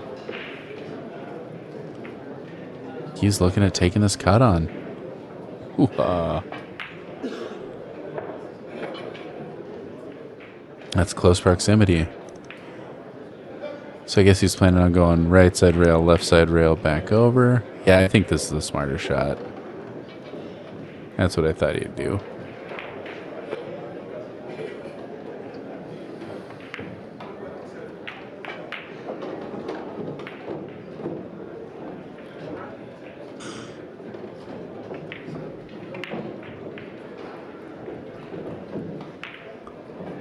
I like playing off the left side of the 13 into the left side rail, just kind of right back at that 9 ball. Kind of move them both a little further away from his side and hopefully freeze them on the head rail. It's got something bigger in mind. Does a good job. Moves it, gets behind the 13, just unfortunately nudges it.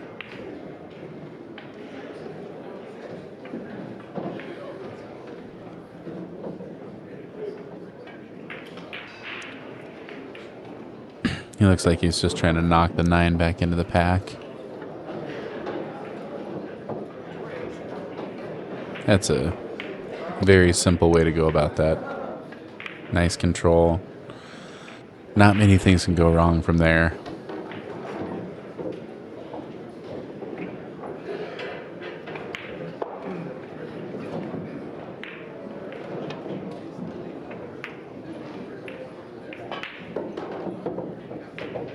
Very nice control. That leaves him right on the rail.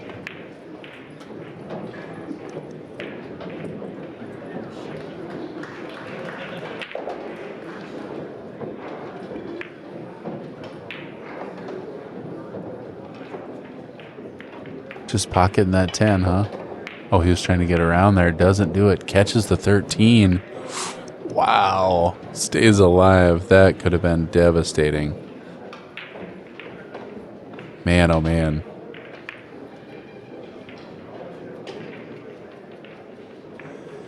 Ed keeps firing balls at that pack, but it's really easy for that to go wrong. You just got to catch one of those balls a little too thin and it starts rolling over to Hennessy's side. I think that's what he's doing again.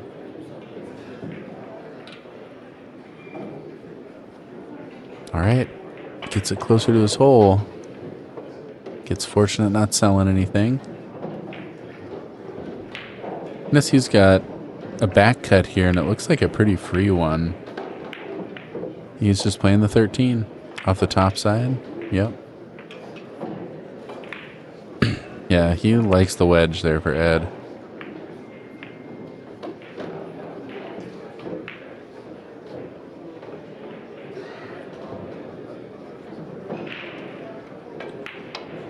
Looks like he's trying to push this 2 rails, but boy, that cue ball's huge from there. Hits it really nice. Excellent shot, Ed. That's a hard one. Boy, you're going right at one another. Narrow avoid on the collision. Good try. Hennessy knocking that 9 to his side of the table.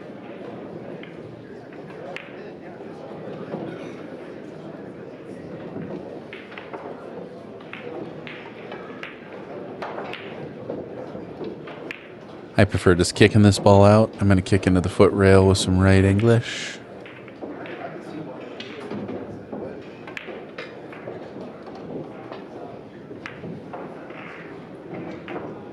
It's a tricky little shot. Hit it really well.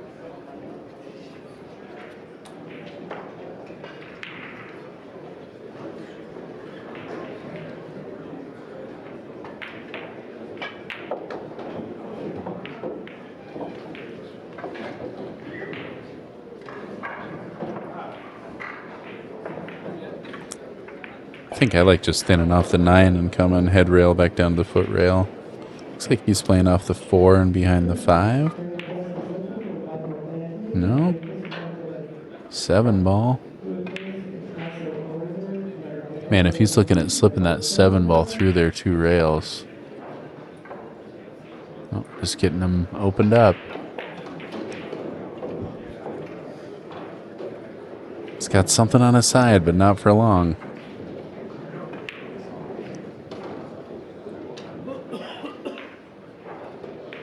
We see Ed shoot that 6 ball 2 rails from there. Not an easy line for a 2 railer.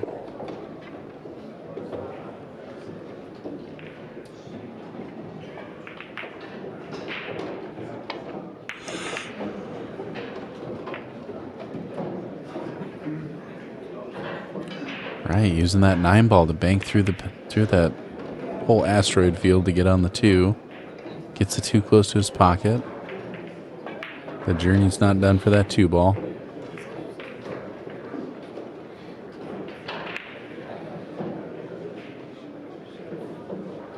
I don't think Ed's going to back bank this 6 ball. That corner pocket's awful big from there. Man, just jacking up and doing it.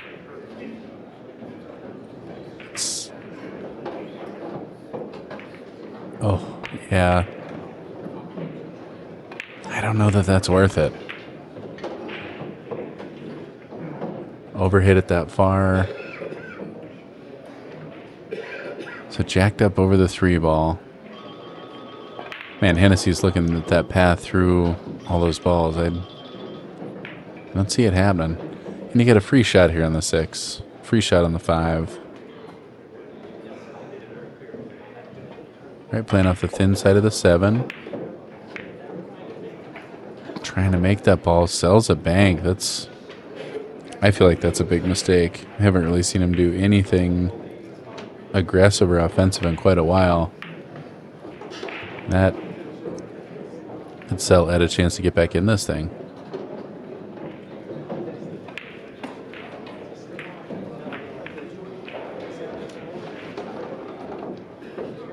Doesn't quite get high enough. I think Ed's going to try the Z-bank on this 12 ball here. Might seem ridiculous, but it's a pretty free shot. You can hold your cue ball right there. If you get the 12 close enough to your pocket, you leave him shooting over a couple of balls halfway down the table. Right, he's turning the 6. He's thinning the 6.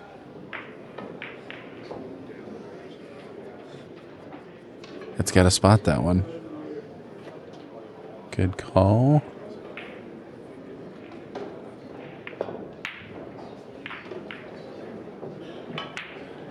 Hennessy getting some things in motion. Cue ball down to the foot rail.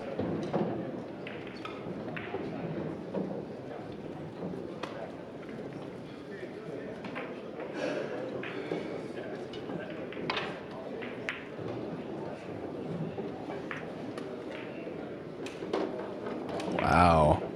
Ed is not going to like that. Pinegar only needing 4 from here. Whew.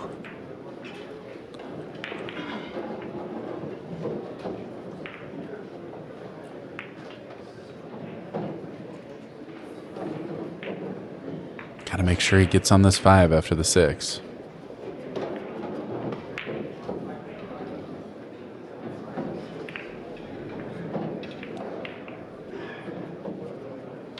Yeah, the 9-7 looks workable, but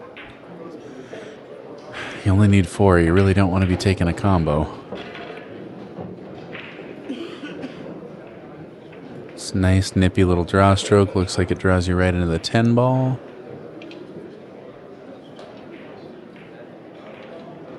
Make sure you get a little chalk on that cue.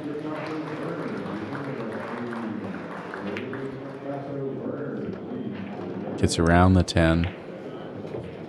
Nice shot. Little jacked up over the 3. It's no walk in the park.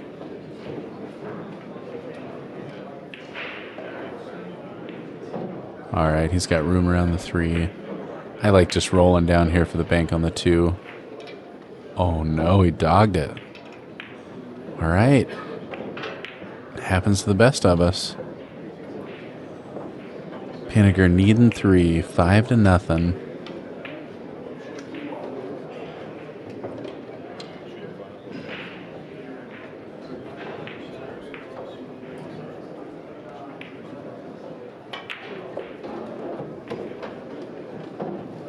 Looks like he was maybe playing off the 13 ball. Play the up and down. Maybe not.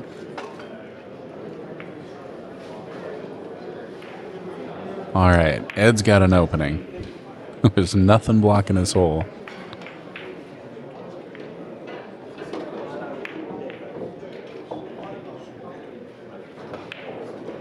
Probably played dead into that 4 ball. Just follow it straight down.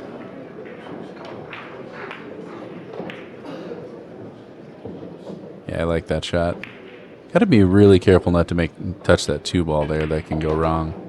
Hit it really well.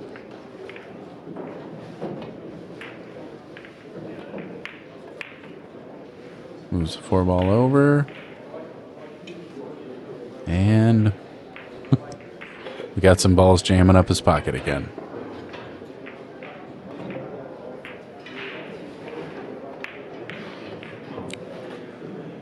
he sees those paths so well.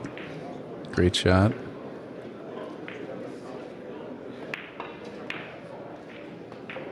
It's back banking the 7 ball. Oh, he's not. He's trying to get down there. Got pretty fortunate the way the ball interacted with that pocket.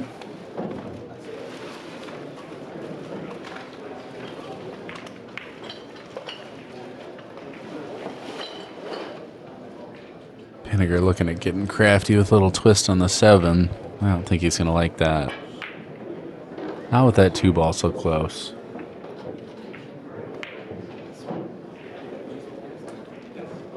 I kind of like pocketing the 3 ball from here and getting underneath that 14. Ball spots up there. You got something else close to your hole. Looks like he's just glancing off the 1 ball down to the foot rail.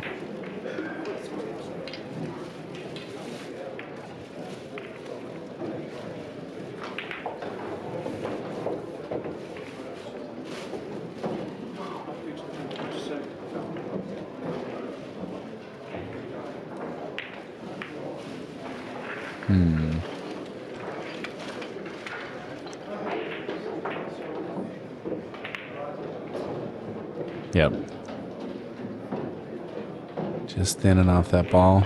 I think he was trying to jam those balls up a little more, but that'll do.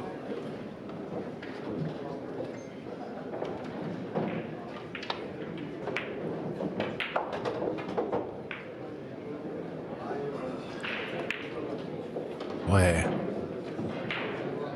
Feels like an unnecessary risk there, down 5-0.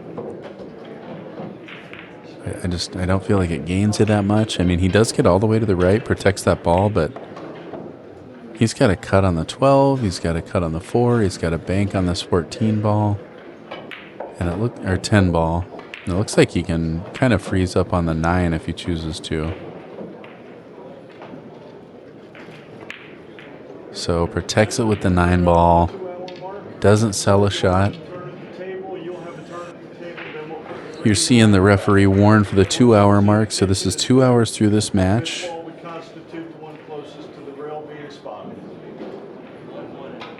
I'm sorry? You're the referee giving that warning? Correct. 2-hour mark. Sorry, I'm letting you guys hear everything we possibly could from the ref. At the 2-hour mark, anything above the head string, once you get 4 balls above the head string, the 5th ball would end up spotting. The 5th ball being the closest ball to the head rail. So 3 more balls end up in the kitchen right now. They got to figure out which is closest to the head rail and spot it up. This is the express rules of 1 pocket. This is the first year they've really been implemented. Be interesting to see how it goes. And again, you're 2-2 deep into this match. I have a hard time seeing why you throw that wrench in there. I mean, it really does change the game. But that's one of the interesting things about Derby City Classic. The rules are unique to pretty much anywhere in the world. Ed's got a tricky shot here.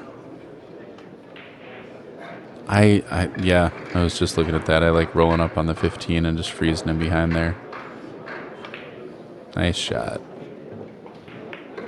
Open up those balls for yourself. You don't let him see that ball.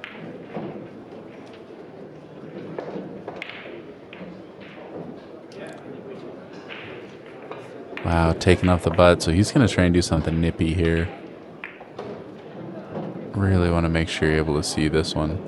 Looked like a good hit to me.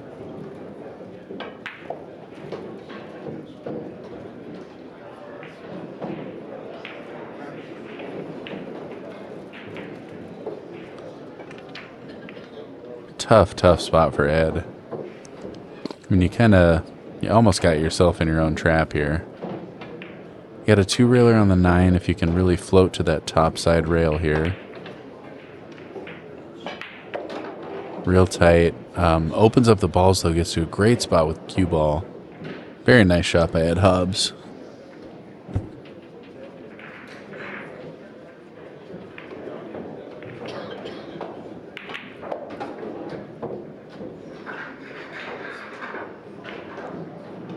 And you're looking at the 7. No. Wow. Oh, highlight reel. Playing the combo 2-rail bank there. Very nice shot. Let's see that one more time. So 12-2, 2 goes 2 rails. Misses the 12 ball. That's a nasty little shot there. Hennessy from Tennessee. What a shot. All right. He's 2 away.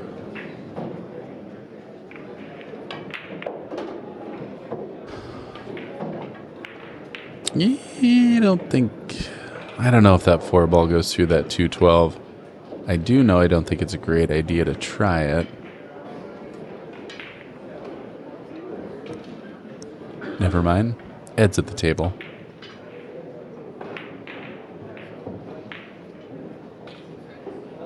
Looks like he's probably kicking underneath there. Playing a really aggressive shot there. Look at this shot from Ed Hobbs. Hanging it in the jaws. That is not an easy bank. Wow. Yep. Hennessy giving a little tap of acknowledgement there. Dynamite shot from Ed Hobbs there. He plays those banks really well.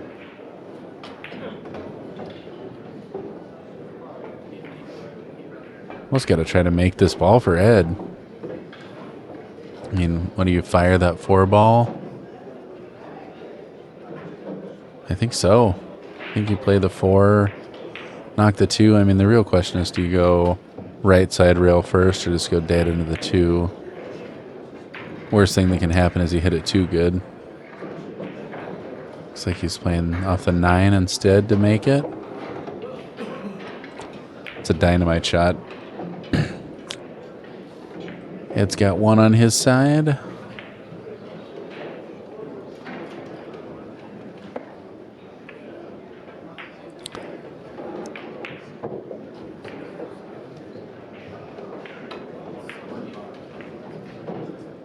And look out. Oh, man. Whew. Almost protects it, too. I think Pinegar's got a good look at that 9 ball, though.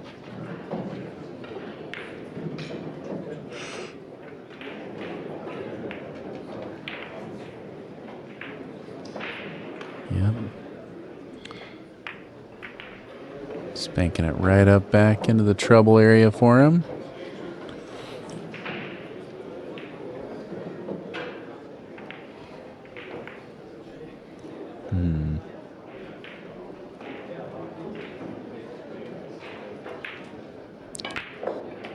I do not like leaving Pinegar look at that 9 or the 4.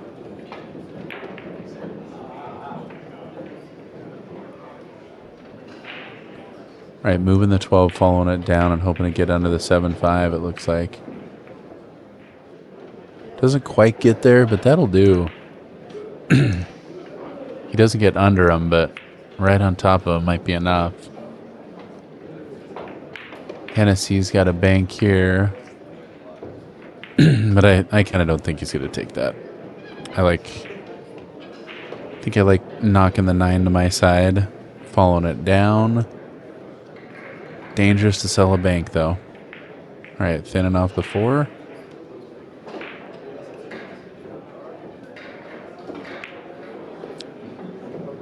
Lots of options here.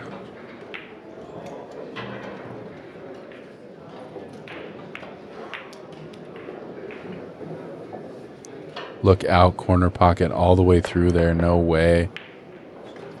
Big scratch for Hennessy. Wow. Drops him down to 5. Ed with a great opportunity to win this match. Ball in hand, 7 to go. Holy cow. Let's respot that ball there. Oh, man.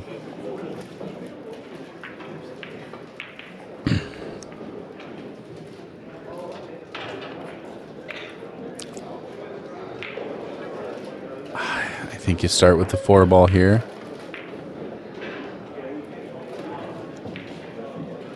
Wow. Yeah, this is one of the biggest shots of your life right here. I mean, it's do or die. Had a chance to get this nice and even. Looks like he's drawn back for the 9. Oh, gut wrenching. Oh my gosh. Oh, heartbreaker. All right, well, Ed getting a little too much juice on that one. He's got to spot this up. Hennessy dead in, needing 3 to go. I don't think he'll probably bother with the 6-2 here. I think he'll probably come around. Well, needs 3 of them. I think he'll probably play 12-3 and then leave a bank on the 2. That would be my guess.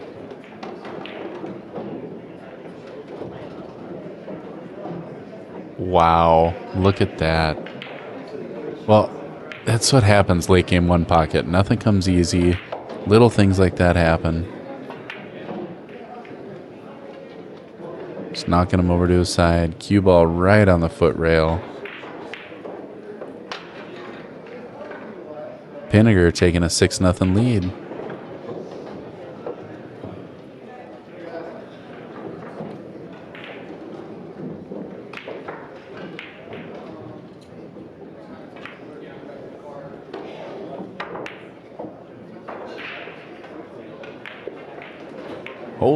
Hold up, baby.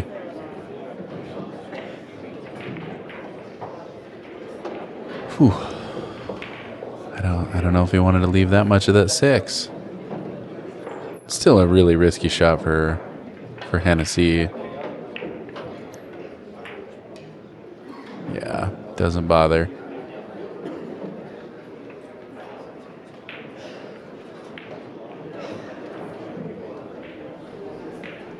Yep, Ed's got to be frustrated with that last turn of the table. Just drawn off that 6 down to the foot rail. Gonna pocket that ball.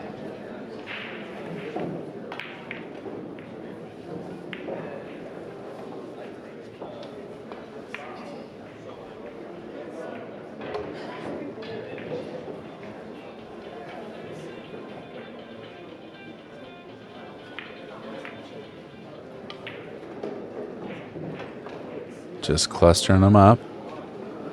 Beautiful control there.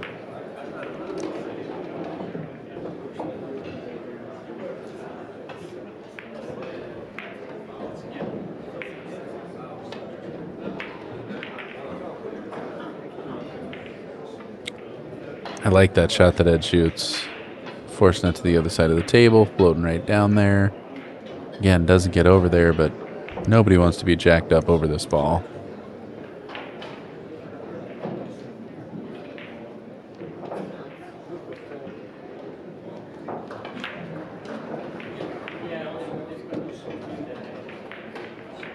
He's looking at thinning off the 5 and getting under the 4-2.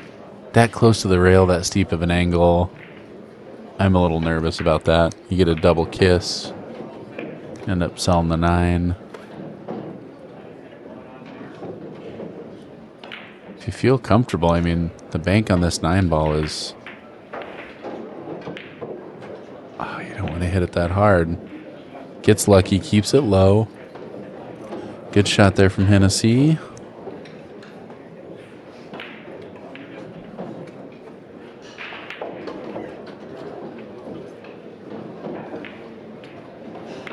Gosh, you want to see Ed be able to make something happen here, but you just got to move that 9 ball out of there. Don't you dare kick that ball. Yeah. Smart decision here. Nope, tries to twist it over there. Does twist it over there. Almost makes that ball. Wow. Nasty little bank there for Ed Hobbs.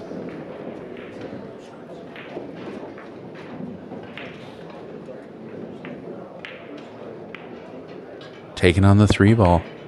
Yeah, he only needs 2 here. Only mistake he can make there is selling a bank.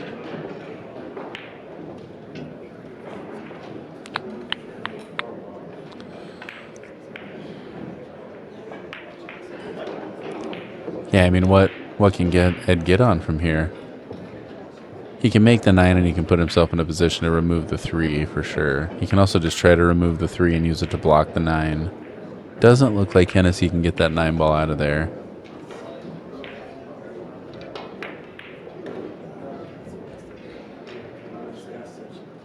All right. Maybe get lucky getting behind there. I like that shot. Let's roll this ball in. Ed gets on the board. 6-1. I think I like making the 7 and trying to freeze on the 5. Yep.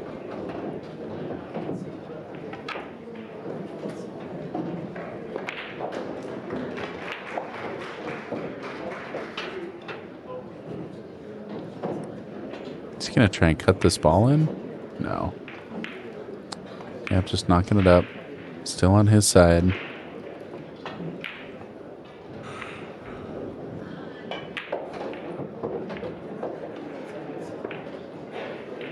Well, if you love one pocket, this is one of the reasons you love one pocket. If you don't love one pocket, this is probably why you don't love one pocket. These games can go on for quite a while.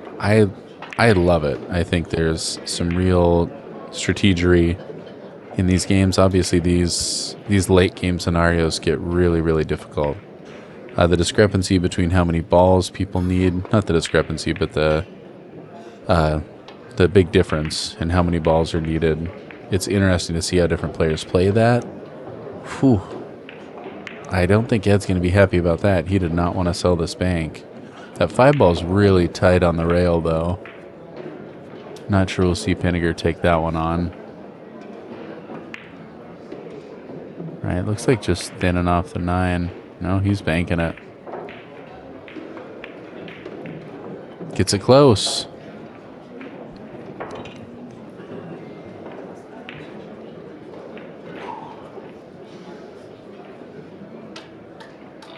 It's played real well off the high side of the ball, side rail back down to the foot, but that's pretty close to the pocket here. He's going to try this back cut on the 3. If he can do so, he's got a great chance of getting down for a bank on the 9. That's tough to resist this shot. That's what he's got to do, is just keep, chipping away.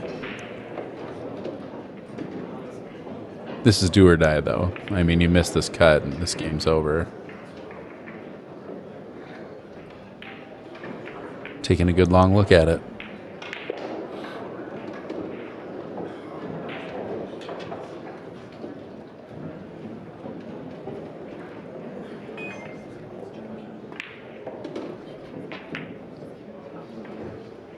In the hole.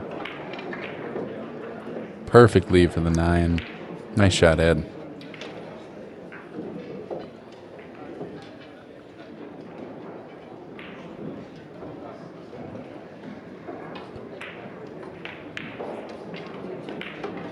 Pockets that 9 ball also. He's in the game, 6-3.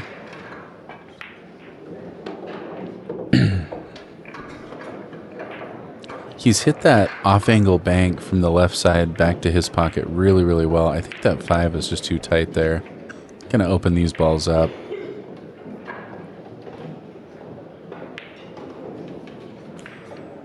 Not gonna open those balls up. Just make contact. 3-6 ball game here. Guess there's a couple different ways of thinking about this. I mean, the more balls that are exposed, the more balls Hennessy has to shoot at, but you need more balls than him, so you kind of need your balls open, but I like the way that Ed's thinking that, I mean, if they're tied up for both of you, and if you can just keep chipping away, you might have a chance of getting back in this thing. Ooh. At 15-13, he's taking a good long look at. It's a hard shot to risk a game on, but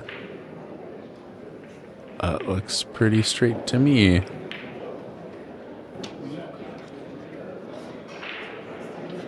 Again, taking a look at that 5 also.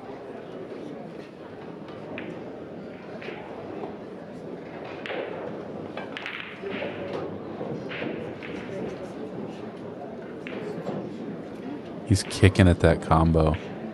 Wow. Oh, man. Well, doesn't go now.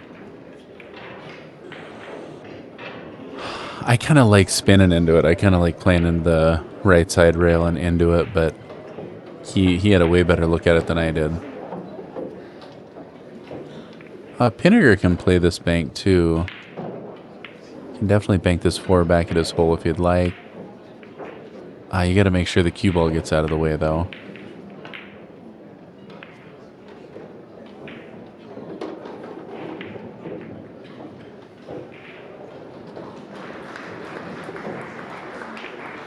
If I'm Hennessy, I'd like to move that 5 ball too. It's not doing me any good stuck on that rail. It does 2 rail for Ed. Alright, looks like he's going to get nippy back there. Good shot.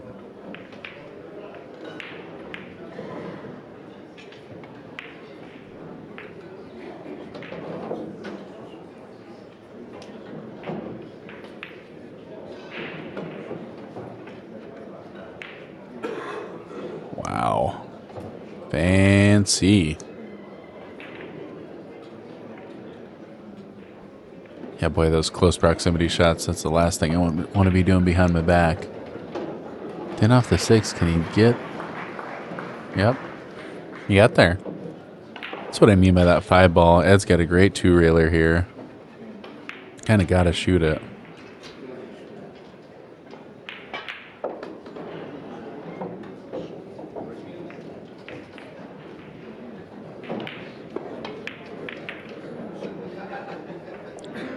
Little tight, protects it though, gets behind the 13 ball. Wow. Nasty shot, Ed Hobbs.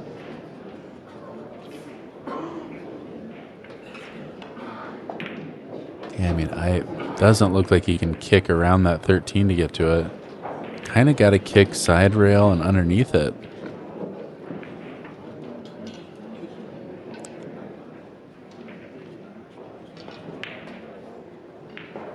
I guess maybe if he's got the room, he might as well try the 13. I think that's what he's looking at.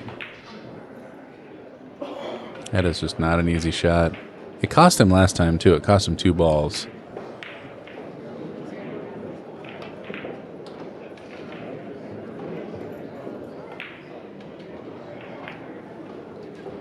Wow. That's a very nice shot from Jonathan Pinegar. Excellent play. Man, oh man. Makes the ball. He's got a chance of getting this 5 out. Yep. Dynamite shot. He just made that one too. Oh, maybe not. All right. Pinegar 1 ball away from this with a 7-3 lead here at the 2024 Derby City Classic.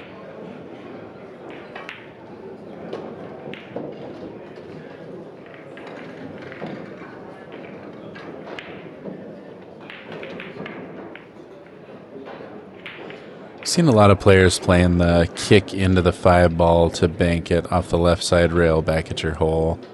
It's something to practice. It's something to have in your bag, but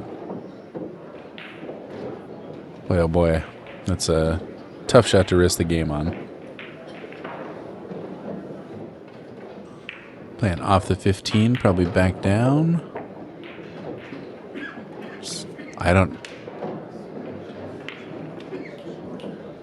No comment. Looks like he did catch the 15 ball first. That was tight though. Thinning off the 6 ball back down table. Thinning off the 15 back down table.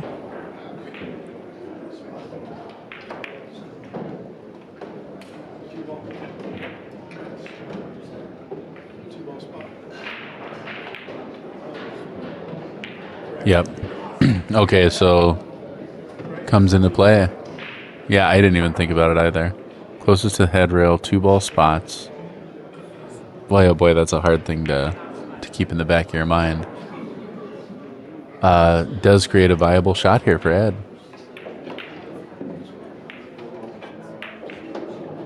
Yeah, we've seen him take a lot of these back banks. 2 ball's pretty juicy. Cue ball could get in the way here.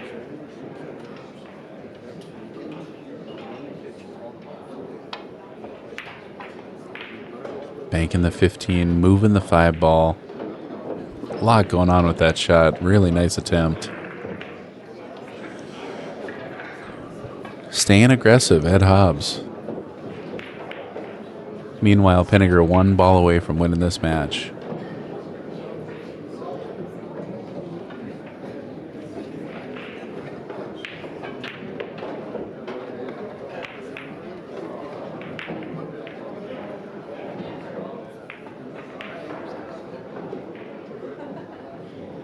Kind of trying to jam up his work there. Take away his bank lanes. I think you're definitely banking this 5. I like banking the 5 a little bit wide, trying to come off the right side rail, thin side of the 2. Boy, oh boy. This is... I have a hard time with these moments. It's tough to take big shots like this. We're just playing the 4 straight. He drilled that bank. Wow. What a shot from Ed Hobbs. Beautiful. Wow. Nasty. Holy cow. I mean, from there, what do you got to do but run out? You only need all of them. Man. Yeah. Cut that 6 ball up the rail.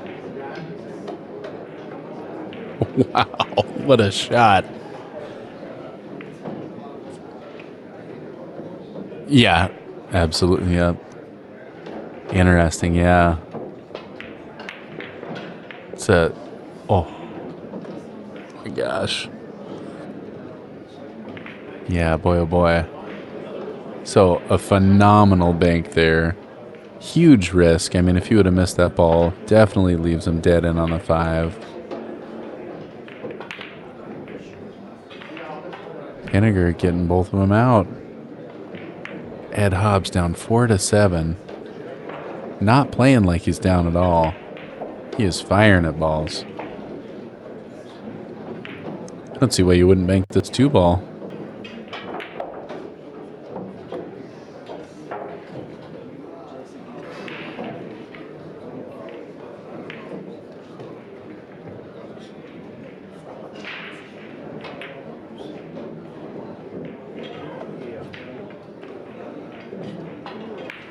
Oh, nasty shot again. It's all the way behind that 15 lockdown. Holy cow. You ever seen a guy with a 3-ball lead, 1 ball to go on his heels this much? I mean, Hennessy's got the way to make it happen. He can get out of it, but I am very blown away with these shots from Ed Hobbs. Off the top side of the 5, over to the side rail. Great control.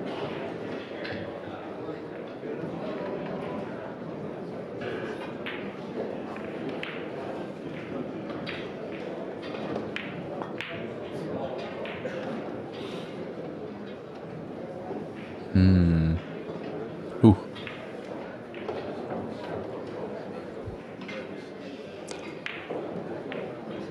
Gosh, it almost looks like he... I mean, he's such a long ways away. You really can't thin off that 2 and make it, but... I mean, can you knock it in the hole enough that he can't get it out? Is he thinking about kicking behind the 15-6?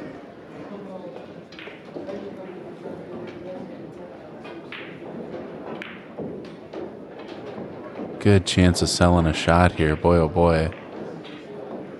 I don't think he got a rail either. I think that's a foul. Oh, he's got to spot one in and leaves him dead in. Oh my gosh. All that work, Ed. You... Oh. Well, 1 to go for Hennessy.